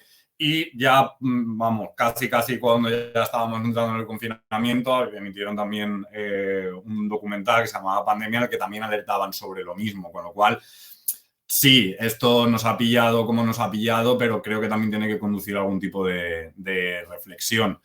Independientemente de la vía de transmisión, esta pandemia del SARS-CoV-2, creo que la lección que hemos aprendido es que, sobre todo con un virus respiratorio, como ha sido el caso, el llevar a cabo un rastreo del virus entre la población puede llegar a ser muy complicado si llegamos a un extremo como el que se ha llegado en la pandemia del SARS-CoV-2. Y bueno, ya hace casi una década sí que se empezaban a establecer los cimientos de esta subdoctrina de la epidemiología, que es la basada en las aguas residuales, y ya se estaban haciendo ensayos para la determinación de algún tipo de agentes infecciosos, sobre todo las intestinales, la hepatitis, los norovirus, etcétera, etcétera. Y ya se lanzaba un poquito el mensaje de que sí, que puede ser difícil rastrear entre la comunidad a determinados virus, pero bueno, que teníamos a nuestra mano un tipo de información que estaba pasando un poco desapercibida y que, como dice esta diapositiva, todo lo que había que hacer al final era tirar de la cadena. Durante el estado actual de la pandemia que hemos vivido, pues esta epidemiología basada en las aguas residuales, ya lo ha plasmado Antonio, ha desempeñado un papel bastante fundamental en la detección temprana y en la monitorización. A mí también me gusta siempre hacer esa matización que ha hecho Antonio. Hay que entender ese adelanto y ponerlo en un contexto. Mucha gente preguntaba, sobre todo al principio, cuando estábamos poniendo todo esto en marcha, era una locura. Pero entonces, ¿tantas unidades genómicas a cuántos infectados? No se trata de eso, porque hay tantísimos sesgos, tanto a nivel clínico como el comportamiento del virus, como el comportamiento humano, como por supuestísimo todo lo que rodea una muestra de agua residual, que costó convencer de que al final esta información tenía que ser aprovechada en el momento en el que estaban sucediendo estas cosas para observar tendencias y para poder poner en preaviso de cuándo se podía acercar una ola. Y el nutrirse de los datos de esa monitorización constante sí que te daba esa información. Entonces, yo voy a exponer el caso de Valencia. Sí que ha servido como un sistema de detección temprana, con todas sus comillas, con todas sus puntualizaciones y con todas, pero para prever esos incrementos entre la población sí que ha servido. Y ahí es donde remarco el contexto del adelanto, porque no es un sistema que sea divino, sino que, como comentaba Antonio, la ventaja que tienes es que estás recogiendo de toda la población. Estás haciendo una PCR de la que abarque la cuenca hidráulica de la que estás recogiendo, la población que sea. Hemos tenido oportunidad de trabajar en Ciudad Grande, con muchísimos municipios pequeños, turísticos, no turísticos, de distintas características. Y al final se trata de depurar un poco ese dato para poder interpretarlo. Con eso es con lo que se ha conseguido el sistema de vigilancia. En Global Omnium ya se estaba, antes de la pandemia, 2 años antes, ya se le dio bastante importancia al tema de las colaboraciones con los centros de investigación públicos y sí que se estaban ya implementando ensayos de laboratorio dirigidos, pues en aquel momento, ya lo contaba, norovirus, virus como la hepatitis y demás. Claro, cuando llegó el momento de toda la locura con el SARS-CoV-2, pues toda esa experiencia previa facilitó un poquito y digo un poquito porque requirió de muchísimo trabajo, fueron muchos días de encierro y permitió el poner a punto rápidamente la PCR para dirigir al SARS-CoV-2, a la detección de SARS-CoV-2. Ya ha explicado Antonio también las dianas, etcétera, etcétera. Eso ya es son procedimientos más técnicos. Pero bueno, estábamos recogiendo información de toda la población y sobre todo, lo que incidía Antonio, de la gente asintomática que va a pasar unos días más tarde. Por eso el adelanto no es un sistema visionario, sino que esa persona asintomática podía no llegar a tener una PCR positiva, con lo cual no era detectado por el sistema público, no iba a estar dentro de ese contagio de casos que se iban a dar después, por el camino estaba infectando a gente. Y tú estás dando la información el día que coges la muestra de esa población a la que recoge. Con lo cual, todos esos infectados muy probablemente, por no decir que en la mayoría de los casos, daban positivo a efectos de recuento o de diagnóstico en un centro de diagnóstico muchos días después. Y es verdad que me gusta mucho insistir en porque esto ha sido el SARS-CoV-2 y cada uno habrá obtenido sus adelantos según el indicador con el que compares, pero otro virus puede tener otro adelanto totalmente distinto. Con esto nos propusimos implementar este sistema en Valencia. Iba a extenderme un poquito más aquí, pero bueno, creo que Antonio ha reflejado perfectamente la locura que supone poner algo así a punto por la representatividad, la selección de los puntos, el horario, la representatividad, las pruebas al principio de será mejor una muestra de 24 horas o la cogemos en la edad o vamos aguas arriba. Bueno, eso fue una logística muy intensa, pero bueno, se decidió con toda esa información recogida y que no vino gratis y desde el primer día, fue a base de muchos ensayos y mucha experimentación. Se dividió la ciudad de Valencia en 24 sectores hidráulicos, se tenía en cuenta la población que recogía, también pues, la presencia de hospitales, de centros de ancianos, de centros de salud que pudieran en determinado momento influenciar ese valor que comentaba Antonio. Y bueno, en función de la situación que estaba sufriendo la ciudad de Valencia a nivel epidemiológico, pues se establecía una frecuencia de muestreos distinta. Ha habido épocas que hemos estado muestreando 3 veces por semana los 24 sectores, en otras más tranquilas pues se ha estado haciendo durante 2 veces y luego una semana se cogían todos los que no eran turísticos. Y bueno, un poco también era el reto, el poder ir adaptando este sistema a las circunstancias y a lo que realmente podía ofrecer una información objetiva. Más allá de estas analíticas, sí que es a lo que hemos intentado ir absolutamente todos y una vez dejando claro que nunca íbamos a poder ofrecer una información exacta del número de infectados que nada más lejos de la realidad, sino establecer esas tendencias que pudieran avisar de lo que estaba por venir.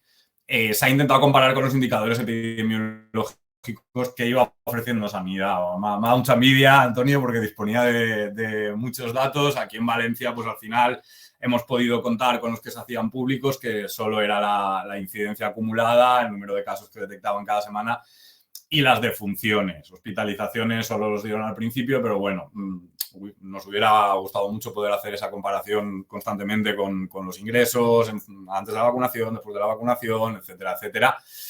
Y también hemos intentado siempre aportar un valor añadido a este sistema de analítica que estábamos desarrollando. En nuestro caso, hemos contado con los valores de telelectura, que nos daba el consumo ponderado por habitantes, la normalización de los datos con todas sus comillas por DQO, que también ha hablado Antonio antes. Hemos estado intentando en todo momento, que creo que ha sido común a todos los laboratorios que hemos trabajado en esto, a velocidad de vértigo, la variante británica o la sudafricana, se puede detectar solo esta.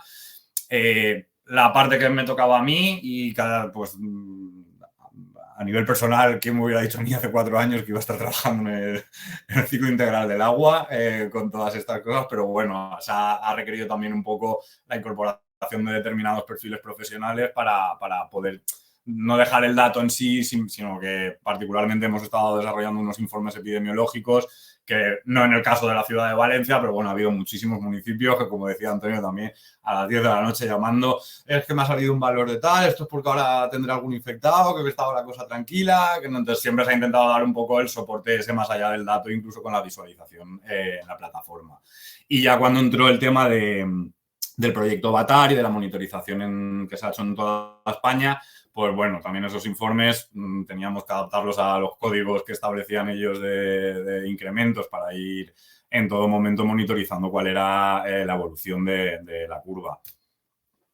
El flujo de trabajo también ya se ha comentado previamente, pues bueno, la recogida de muestras con toda la logística que eso implica, la preparación en las muestras en el laboratorio, los análisis que pasaban por esa concentración que también se ha comentado antes, luego la extracción, concentración, la PCR y luego llegaba la fase de la interpretación del dato. Como muy bien ha remarcado Antonio, ya no de las unidades genómicas, no de la cifra, sino del conjunto de datos, la información que podían estar dando en relación a las características de la población que estaba recogiendo esa muestra.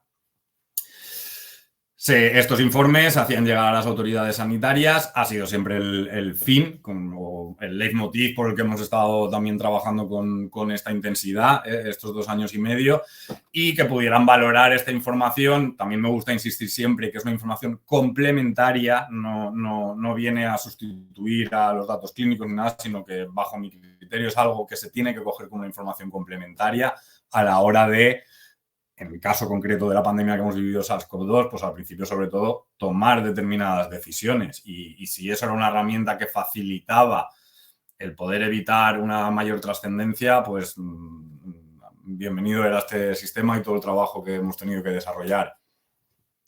Para ello también quisimos, gracias a GoAigua, pues trasladar todo esto a una plataforma que fuera visual y que fuera de ayuda para todos esos técnicos municipales, personal de ayuntamientos, de Generalitat, que al principio evidentemente tampoco tenían tiempo de meterse mucho a fondo con todo este tema de la epidemiología de las aguas residuales, y se plasmaban todos los datos también conforme salían del laboratorio, el cliente los tenía a su disposición, se transformaban las concentraciones en distintos rangos en una serie de código de colores, que era complementario al código de colores que ha utilizado el Ministerio dentro del proyecto del Batar. Y bueno, pues dentro de la plataforma tenían todos los KPIs con indicadores, se delimitaban las áreas geográficas por un sistema GIS, se marcaban todos los puntos de interés que ya he comentado, como hospitales, centros sanitarios, residencias de ancianos, escuelas, porque podían influir en esa interpretación del dato posterior dependiendo del momento en el que nos encontrábamos.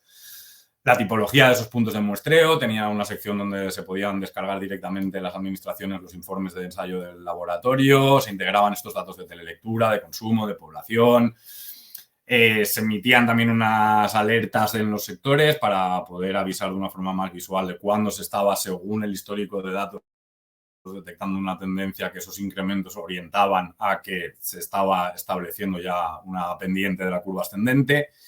Y, como he comentado, la adaptación a los criterios del Ministerio dentro del proyecto del Batar. Aquí os muestro un poco una curva. Esta es hecha por mí en el ordenador de la oficina con los datos de los que podía disponer dentro de Valencia.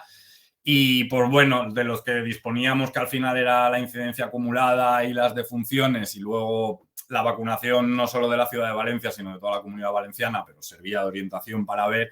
Sí que creo que vuelvo a remarcar un poco lo que ya estamos comentando en esta masterclass, que lo que había que ver un poco aquí arriba en la curva que veis de logaritmo de la concentración, esos adelantos que se producían en la tendencia de esas curvas. En nuestro caso pudimos observarlo desde bien pronto. El principio de esta gráfica es todavía cuando estábamos en las primeras fases del desconfinamiento. Si veis, llegó a un mínimo que está aproximadamente por junio, pero en ese momento, cuando aún estábamos los ciudadanos encerrados saliendo a pasear, los pequeños 1 hora por la tarde, los mayores 1 hora por la mañana, se dejó entrar al turismo. Y ya con estas analíticas, cuando aún ni siquiera sabíamos 200.000 unidades genómicas, mucho poco, esto está subiendo, pero esto es que han aumentado. Pero bueno, vimos, como podéis observar aquí, a mitad de julio ya el primer salto cuantitativo, que de hecho no ha vuelto a recuperarse en ese sentido hasta hace bien poquito, os diría que 2 semanas.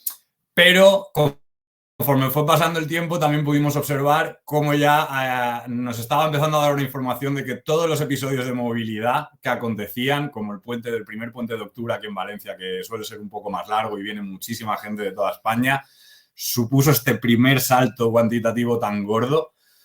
Y ya podéis ver cómo empezó un poco a ser la semillita que sembró todo lo que vino después, incluso pasando por el puente que hubo en aquel momento en Halloween, el puente de diciembre y ya la famosa, por desgracia, ola de Navidad. Y también nos sirve un poco para sacar otro tipo de información, y por eso decía que esta información tiene que ser complementaria. Mucha gente, si mira la curva aquí a la derecha del todo, dice, ostras, pero esa ola de Omicron, que fue la de las Navidades pasadas, es mucho más alta que a nivel de incidencia.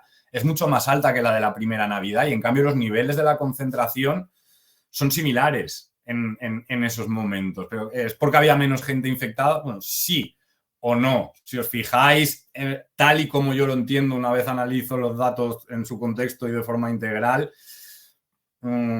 esta curva final de Omicron a nivel de incidencia igual estaba más desplazada hacia la izquierda, porque justo donde se produce este incremento tan grande fue la semana en la que se autorizó a las farmacias para confirmar los casos a través de los test de antígenos. Entonces, hay muchísimos más infectados o estábamos infradiagnosticando. Independientemente de eso, la curva ya nos estaba avisando de que venía un aumento bastante grande.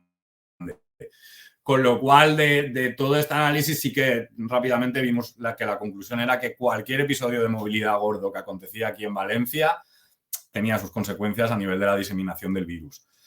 Os muestro aquí, pues, por ejemplo, el tratamiento que se ha hecho en todos los colectores para los criterios del ministerio y que de una forma visual, según el criterio de ellos, pues se pudieran estar viendo las evoluciones y ver también el año anterior qué fue lo que pasó en las mismas fechas. Y el tema de la DQO, que también ha un poco generado pero ¿se normaliza? ¿No se normaliza? Nosotros, en realidad, esto surgió un poco de la casualidad. Y en aquel principio del todo. Y es un poco por todos esos factores que ha comentado Antonio. Para nosotros, aquí en Valencia tenemos la particularidad de que no llueve en 10 meses, pero cuando llueve, vamos, sálvate como puedas.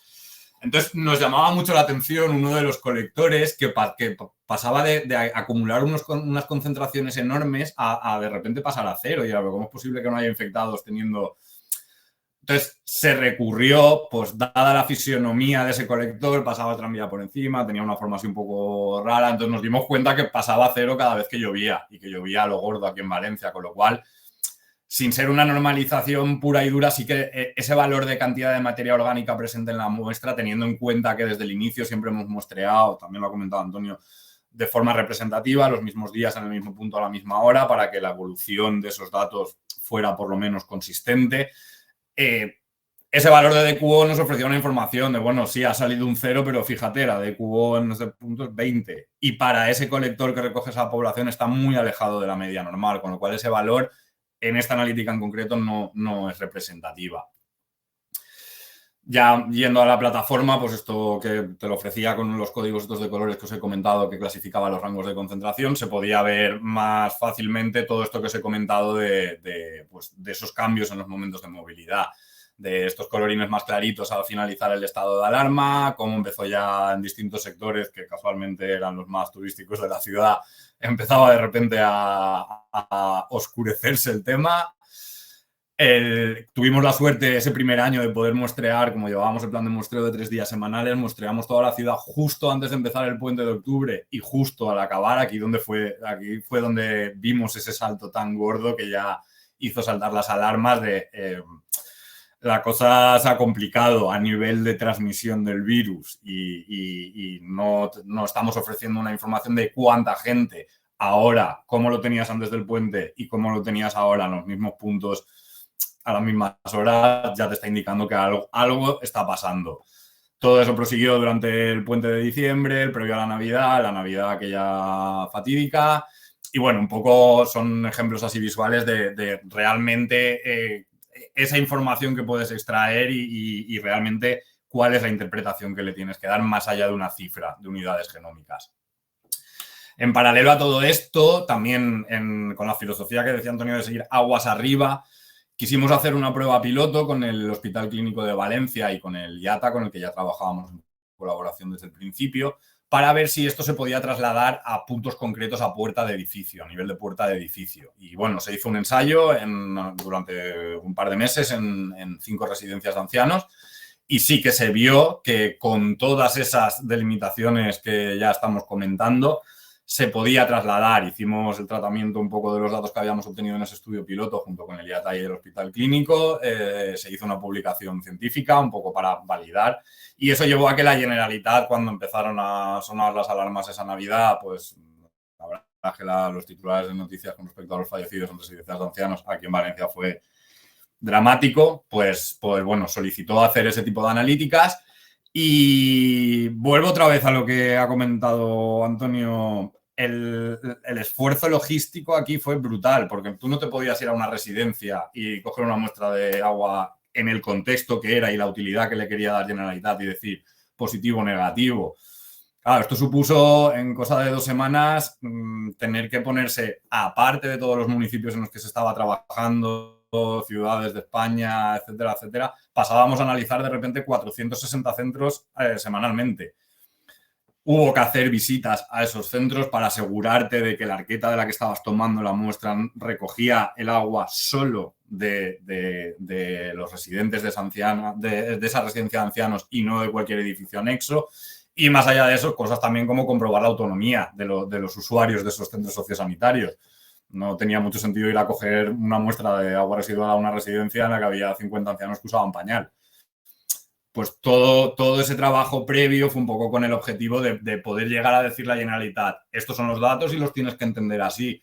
El negativo no va a ser siempre un negativo y no te va a indicar que no haya nadie por toda esa variabilidad que hemos estado comentando, pero con muchísima fiabilidad, si estamos detectando un positivo es porque alguien de los que hay ahí dentro, sea asintomático o asintomático, tiene carga viral.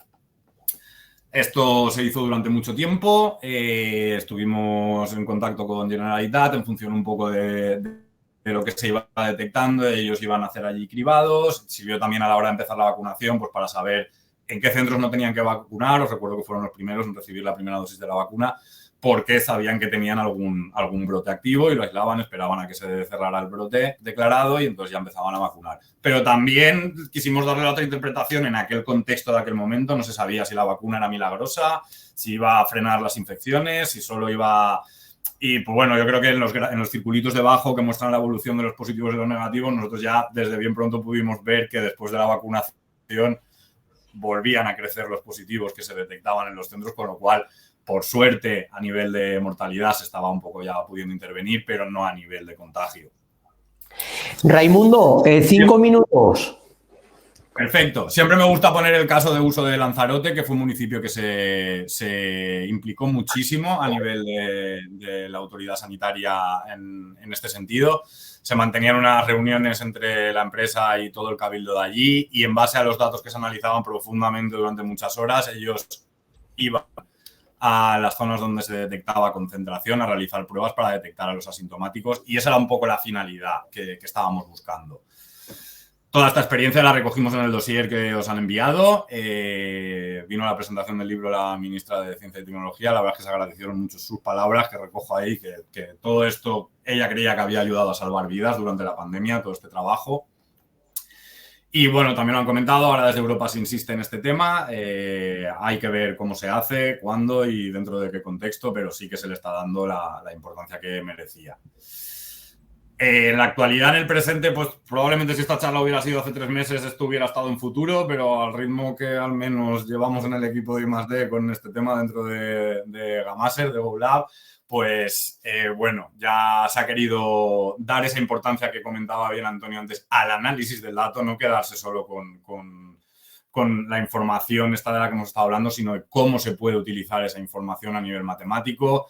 Está llevando a otro tipo de publicaciones con municipios como Játiva, de aquí de la Comunidad Valenciana, y poder sacar inferencias.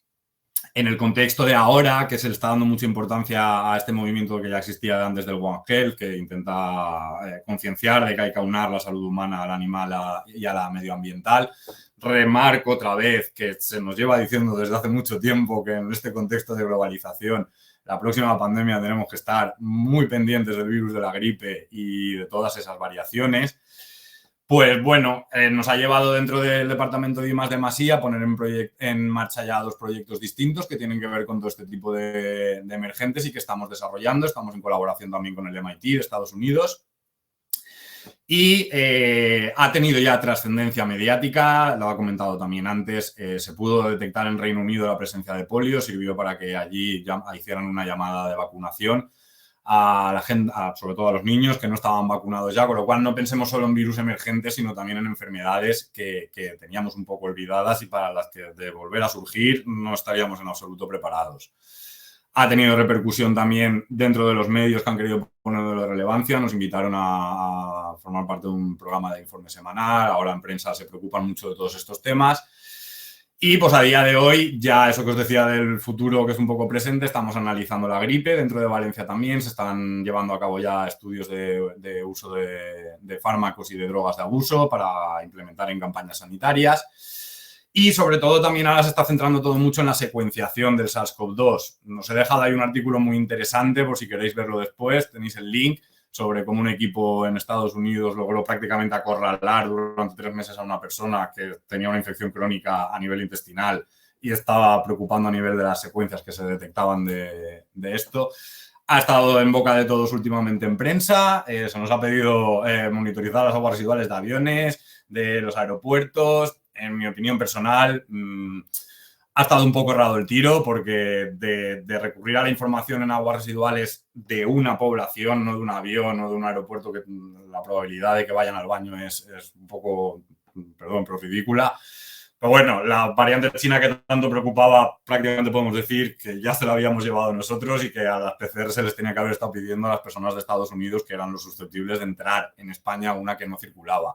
Eso lo hemos podido ver en los datos de secuenciación genómica que llevamos del SARS en las muestras de Valencia. A la derecha del todo se ve también. Ya teníamos la Kraken, justo coincidiendo con la movilidad navideña, circulando en las aguas residuales de Valencia. Esta información se está dando ya también a las autoridades. Tengo constancia que desde el Ministerio ya se toma en serio también la secuenciación del SARS para la vigilancia genómica y de las variantes. Y bueno, pues un poco a futuro, que estamos ya también en ello. Se lo ha mencionado ya también varias veces. Hay que estar preparados para las resistencias a antibióticos, que pueden ser un problema de salud muy gordo. La OMS hace poco dijo que 1 de cada 8 muertes ya se están produciendo por este tema a nivel mundial.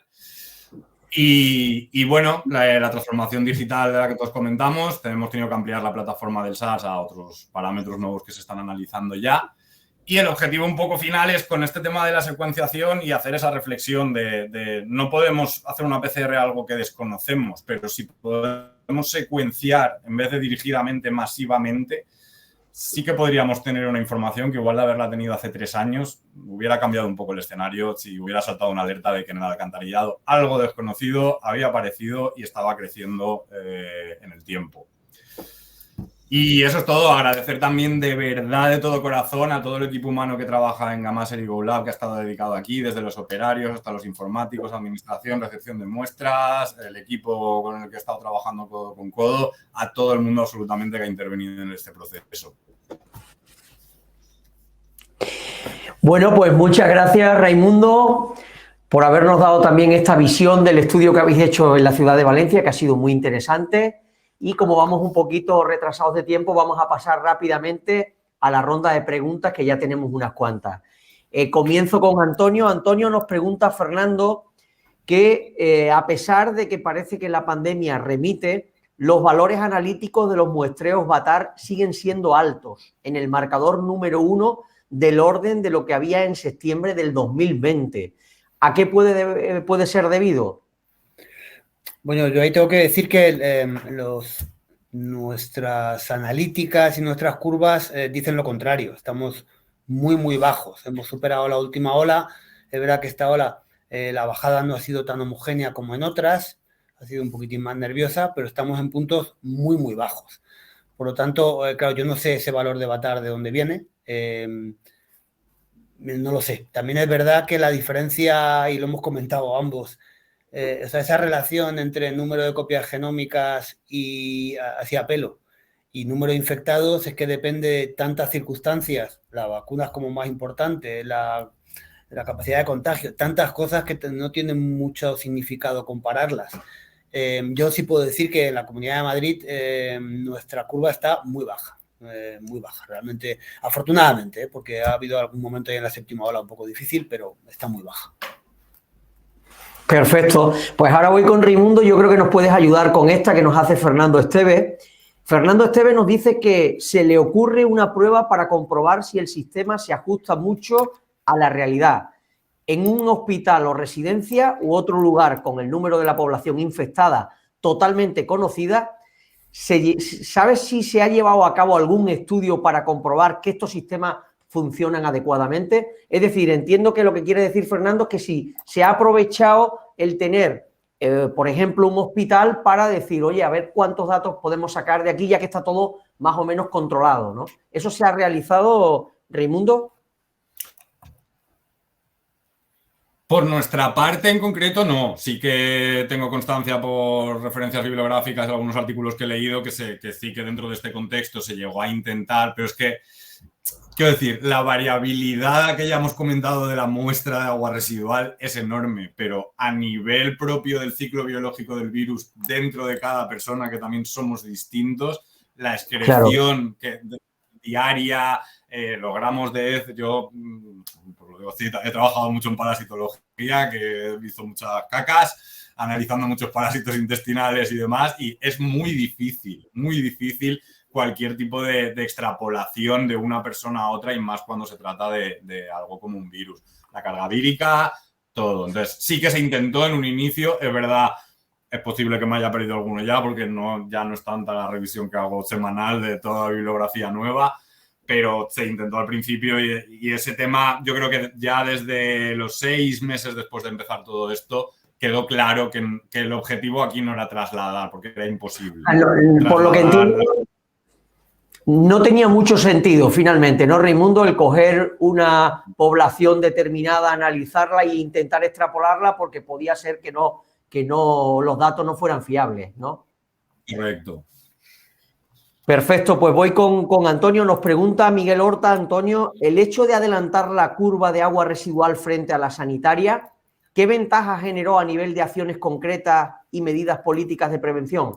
Luego te la trasladaré a ti también, Raimundo, porque yo creo que puede ser también interesante conocer vuestro perfil. Pues, claro, yo no soy político, por lo tanto, me es difícil responder a esa pregunta, ¿no? Lo que sí que es cierto es que nosotros nos reuníamos y nos seguimos reuniendo ahora con menos frecuencia, pero en sus momentos, al menos una vez por semana, con las autoridades sanitarias, y sí que toman medidas concretas. ¿Cuáles? Pues es que hubo muchas, porque dependiendo, además yo creo que eso ha sido tanto en Madrid como en España, como en Europa y en el mundo, pues ha ido variando, pues desde hacer más pruebas de antígenos en determinados barrios que en otros, cerrar unos barrios y no otros. O sea, ha habido muchas medidas que han tomado. ¿Cuáles han sido debidas exclusivamente al agua residual? Pues es que había comentado algo, Raimundo, importante, que es que esto es una herramienta complementaria a otras. No se toman decisiones solo en base al agua residual. El agua residual ayuda. O sea, tienen obviamente otros datos sanitarios. Nosotros cuando hemos hablado con la consejería siempre han hablado de que se orientaban por 3 datos, 2 de ellos sanitarios y el tercero era el nuestro. Entonces, digamos, esa toma de decisiones es conjunta de todos esos, porque nosotros somos, pues eso, una herramienta de apoyo a la toma de decisiones, y quien tiene que tomar la decisión son las autoridades sanitarias, no nosotros, que no eso. Pero sí que es cierto que sí que hemos podido seguir, que ha habido medidas bastantes que estaban relacionadas con los datos que nosotros estábamos dando. pero ya os digo, hay que ver la fotografía completa, no solamente el agua residual, sino la fotografía completa y el agua residual como una parte de ayuda. Claro, porque en vuestro caso, Raimundo, sí me ha parecido escucharte el tema de que sí fuisteis capaces de adelantaros bastante, ¿no? A la curva también.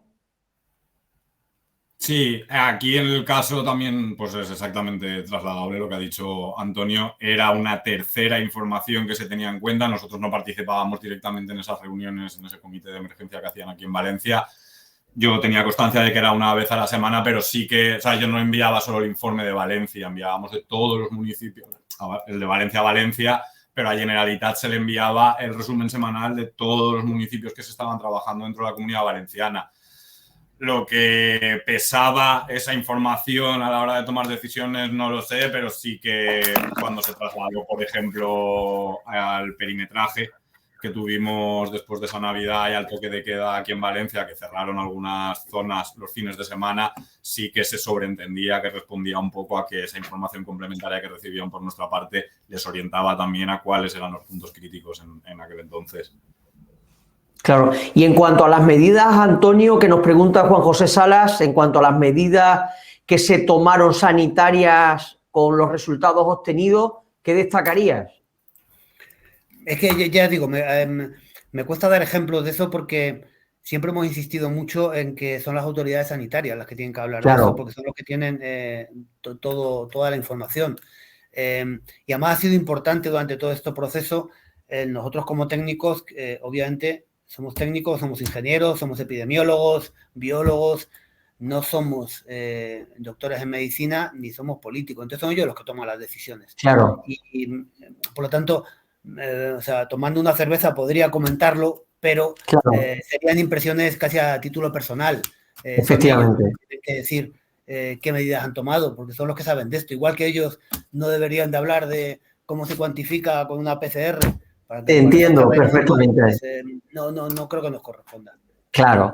Mira, nos pregunta Alejandro Ramírez que si se tiene un estudio estimado del coste de este tipo de monitoreo por habitante, sobre todo para evaluar el nivel de inversión en otros países, que estamos encaminando esfuerzos hacia el monitoreo continuo de aguas residuales. No sé si hay algún tipo de... Es difícil, pero algún coste aproximado que se pudiera comentar. No sé, Raimundo, Antonio. Es que el tema es complicado. Ahora Raimundo tendrá más datos y yo digo porque es complicado. Desde el precio del análisis, que obviamente al principio era mucho más alto que ahora, porque era algo novedoso que hacía muy poca gente y ahora se hace de manera más masiva, con mejor o peor calidad, pero ahora es más fácil encontrar en todos los países del mundo, bueno, en todos los que hemos preguntado hay gente que haga análisis. Eso ha cambiado mucho y seguirá cambiando, pero es que depende demasiado del sitio, del lugar, de lo que te cueste. Las muestras, son muchísimos factores, efectivamente. Claro, si tienes el laboratorio... Si tienes laboratorio propio y tienes un pozo al lado del laboratorio, no es lo mismo que si tienes que recorrer 20 kilómetros, mandarlo no sé qué, devolverlo, no es lo mismo. Pero incluso en plena pandemia nos encontramos, no sé si le pasó lo mismo a Raimundo, que teníamos problemas de suministro de cosas tan tontas como la punta de las pipetas.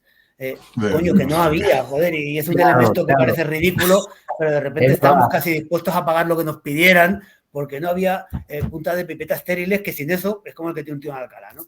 Entonces, es que es difícil, porque depende exactamente del lugar, exactamente del país, que haya mayor o menor suministro. Es que además los rangos de precio son muy grandes, es que no, es difícil. Nos pregunta Miguel Horta que queda muy claro que las muestras simples tienen mayores beneficios que las compuestas. Ahora bien, ¿cuál es el criterio adoptado para la selección del horario en función de las costumbres y del caudal? Pues eso voy a responderlo yo. Ambos lo hemos comentado, que claro, ¿qué es lo ideal? Cogerlo cuando mayor carga de agua residual urbana hay. Eso es lo ideal. Y además, como conocemos la red, podríamos decir en cada pozo cuál es la hora a la que va a haber, incluso casi al minuto. Pero en nuestro caso era inviable tomar 200, claro, esas horas son siempre pues entre las 7:30 y las 8, pongamos. Es imposible tomar 289 muestras a la vez en una región como Madrid. No es posible. Lo que es importante, y eso lo ha dicho Raimundo, es acercarse lo más posible y sobre todo tomarlo siempre a la misma hora. Ya no importa tanto que tenga la carga de las 7 de la mañana o de las 10, sino que en el mismo punto hay que tomarlo siempre a las 10, pues siempre a las 10, porque es la única forma de comparar uno con otro. Entonces, el criterio es ese, acercarse cuanto más a los picos, antes o después del pico, mejor un poco después del pico si se puede, dentro de lo que cabe, pero sobre todo repetir horarios, sí que es lo mejor. Es la única forma que te aseguras de que tenga representatividad y que sea una muestra homogénea, cerca del pico y a la misma hora. Es que tomarlo siempre en el momento de máxima carga, es que pues depende de dónde estés y cómo puedes o no puedes. Si tomas un punto en una depuradora, pues oye, pones un tío con un reloj y lo haces. 289 puntos en una comunidad como Madrid, no puedes, no es posible. Es muy complicado. No sé si tú querías aportar algo, Raimundo, antes de que pasemos a la próxima. No, vamos, totalmente de acuerdo. Pues Daniela nos pregunta que estos análisis requieren un esfuerzo económico muy importante que ha impedido en algunos lugares llevarlo de forma masiva. Ella nos pregunta que si se está trabajando para disponer de métodos más económicos que permitan tener un sistema en continuo y para toda la población. Entiendo que a nivel de extrapolación o a nivel de algoritmos o algo que ya de lo que hemos ido desarrollando. Nosotros estamos trabajando con una universidad aquí de Madrid para desarrollar, bueno, dentro de los biosensores, que es algo que ya se utiliza para otras cosas, el poder utilizarlo para detectar la proteína de la espícula y demás. Nos está dando algunos resultados, no voy a decir que cojonudos, pero algunos resultados buenos, que de luego no pueden sustituir a un análisis de laboratorio, porque la cuantificación no es tan precisa, digamos, dentro de que la de laboratorio tampoco lo es, pero esta es mucho menos, pero sí que nos puede valer para alertar cuando no hay presencia, empieza a haber presencia, o sea, por bloques, digamos, nos puede empezar a alertar. Eso es un método bastante barato y muy económico que nos sirve para eso. El hecho de ponerlo en continuo tiene otros problemas, porque el hecho de ponerlo en continuo, obviamente no puedes poner un sensor biosensor en continuo porque enseguida da la señal del primero y ya está, no son de usar y tirar. Claro. Necesitas tenerlo offline, tener tu bombita peristáltica que toma la muestra cuando tú dices y se lo mete. Bueno, requiere ahí un aparataje que no es tan compatible con el biosensor en concreto, pero la respuesta, por lo menos desde mi parte, seguro que Raimundo tiene bastante más información al respecto, es que sí, estamos trabajando en conseguir algo más barato, de luego un super low cost, pero a cambio perdemos precisión. Entonces nos vale para saber cuándo va a empezar un break, cuándo va a empezar una nueva ola. Eso nos va a poder... Sobre todo para tendencias, entiendo. Sí, pero luego ya cuando realmente queremos saber si estamos arriba de la hora o muy arriba, eso ya hace falta laboratorio. Claro. Sí, o sea, estoy de acuerdo en que también hay que enfocar un poco los esfuerzos ahora mismo de I+D en esto a tirar a economizar ese tipo de analíticas, pero pierdes la precisión de esa información.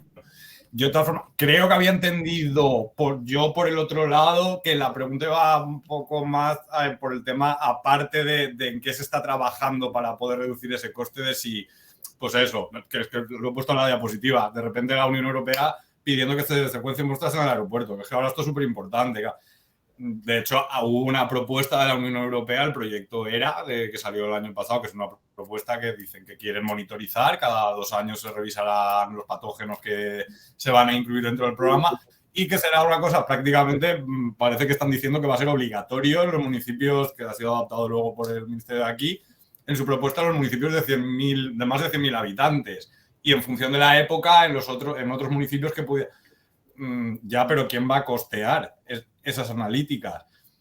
Y vuelvo un poco a la reflexión con la que ha acabado la ponencia mía. Creo que ha quedado más que demostrada la utilidad en concreto del SARS-CoV-2, pero ¿cuál puede ser la utilidad a nivel de vigilancia? Y una vigilancia, a los términos que estamos hablando, no requiere de estar muestreando 10 veces al día 200 puntos, sino el poder establecer un sistema que con una frecuencia determinada en función de las características de la zona geográfica te pueda alertar sobre y en base a esas pequeñas alertas ya puedes ampliar los planes de muestreo, pasar a secuenciar, a analizar por PCR 200 muestras al día si quieres. Pero es verdad que que hay una lección de esta pandemia que creo que se tendría que haber aprendido y va un poco en colación a todo lo que estamos hablando estas últimas 2 horas, que es precisamente esa, que hay que invertir en la prevención. Y si ahora mismo tenemos un sistema que lo queramos entender como lo queramos entender, es de alerta temprana, bienvenido sea, porque también acabo con esa reflexión. Nos hemos preocupado de muchas cosas, pero hay que preocuparse por la salud, porque ya hemos visto que si no hay salud, tampoco hay economía y al final las dos cosas tienen que estar integradas en el mismo paquete y desconozco cuáles son, si se está haciendo algo para facilitar este tipo de entre comillas, y que no se me malentienda, financiación de este tipo de políticas si realmente se quiere implementar. Pero creo que lo ideal sería un poco la mezcla de lo que comentaba Antonio, llegar a depurar esos sistemas de biosensores o tal, que puedan servir para tener una monitorización que no implique esa logística tan brutal que lleva detrás estas analíticas, en paralelo a un sistema de vigilancia establecido con una reglamentación y que cumpla una serie de características que sirvan en último término, para la población. Claro. Y ya estamos terminando. Fernando nos preguntaba, Fernando Cortés, si se hizo una correlación de la presencia de infectados según una posible respuesta conforme a la inoculación de vacunas con primera o más dosis de refuerzo de las mismas. No sé si quizás tú, Raimundo, o Antonio, no sé, ¿me podéis ayudar? Nosotros, a nivel de vacunación, que ya os digo que lo poco que hemos podido comparar era a nivel de la vacunación en toda la Comunidad Valenciana. Eso lo teníamos que trasladar a las analíticas de solo la ciudad de Valencia, pero bueno, más o menos estudios de ese tipo no se han hecho. Sí que sé que a nivel clínico se han hecho una burrada. De hecho, justo hoy me estaba leyendo el último que había publicado el Hospital Clínico también de aquí de Valencia al respecto. No, en ese sentido, en aguas residuales no, pero porque también empezamos a darnos cuenta, y fue con la llegada de la ola primero de Delta, luego ya fue Omicron, pero era volvemos a tener esa variabilidad y esa incertidumbre. Quiero decir, esperábamos que con la vacuna los datos que estamos obteniendo de concentración con Omicron son similares a la del año anterior, que no existía Omicron. ¿Se está infectando más gente? Mucha más. ¿Está influyendo la vacuna? Esto ya, insisto, siempre es opinión personal, de profesión. No creo, sino que más bien al revés, y a lo mejor es un poco que sí que se ha podido observar que la vacuna a nivel de contagios ha tenido el efecto paradójico, que ha sido un poco la sobreconfianza de que tal, pero no, a nivel de contagios no estaba protegiendo. Con lo cual, desde nuestro punto de vista, no tenía mucho sentido hacer ese tipo de estudios. Igual que han preguntado antes otro compañero por lo de si se hizo a nivel clínico en las personas, para saber si no tenía mucho sentido enfocar los esfuerzos ahí. Claro, lo que ha dicho Raimundo, que es muy interesante, por añadir una cosita rápida, claro, nosotros en agua residual lo que podemos son las grandes tendencias y demás. Entonces, efectivamente, lo que ha dicho Raimundo es muy curioso, porque a simple vista, sin hacer un análisis demasiado detallado, algún análisis hemos hecho, tras las vacunaciones, lo que se ha visto es que hay más virus en circulación. A cambio, la curva de hospitalizados y de UCIs ha bajado drásticamente. Quiere decir, por eso nuestra curva y la de hospitalizaciones se cruzan, porque al principio la relación era muy alta y ahora la relación es muy baja entre que estaba infectado y va al hospital, con lo cual nosotros seguimos, como dice Raimundo, detectando en las olas mucha presencia, incluso escandalosamente, pero a cambio la curva hospitalizada, que tiene la misma forma, pero ahora está por abajo cuando antes estaba por arriba. Para eso valen las vacunas, claro. Claro. Bueno, perfecto, pues como vamos ya pasados de tiempo, aquí los dejamos. Para despedirme os quiero dar las gracias de nuevo a todos los asistentes, una tarde más, a Antonio por su excelente masterclass, a nuestro patrocinador de hoy, Global Omnium, y especialmente a Raimundo por mostrarnos este caso de éxito de la ciudad de Valencia. Os recuerdo que nos vemos el jueves 9 de febrero a las 16:30 horas de España en la masterclass número 4, ya donde hablaremos y conoceremos la tecnología Pronox para el ahorro de energía en EDAR mediante procesos no oxidativos. Será de la mano de Joan Canal Tuca y con el patrocinio de la empresa GESE Nima. Gracias a todos y hasta la próxima semana. Hasta pronto. Gracias, Antonio. Gracias, Rey.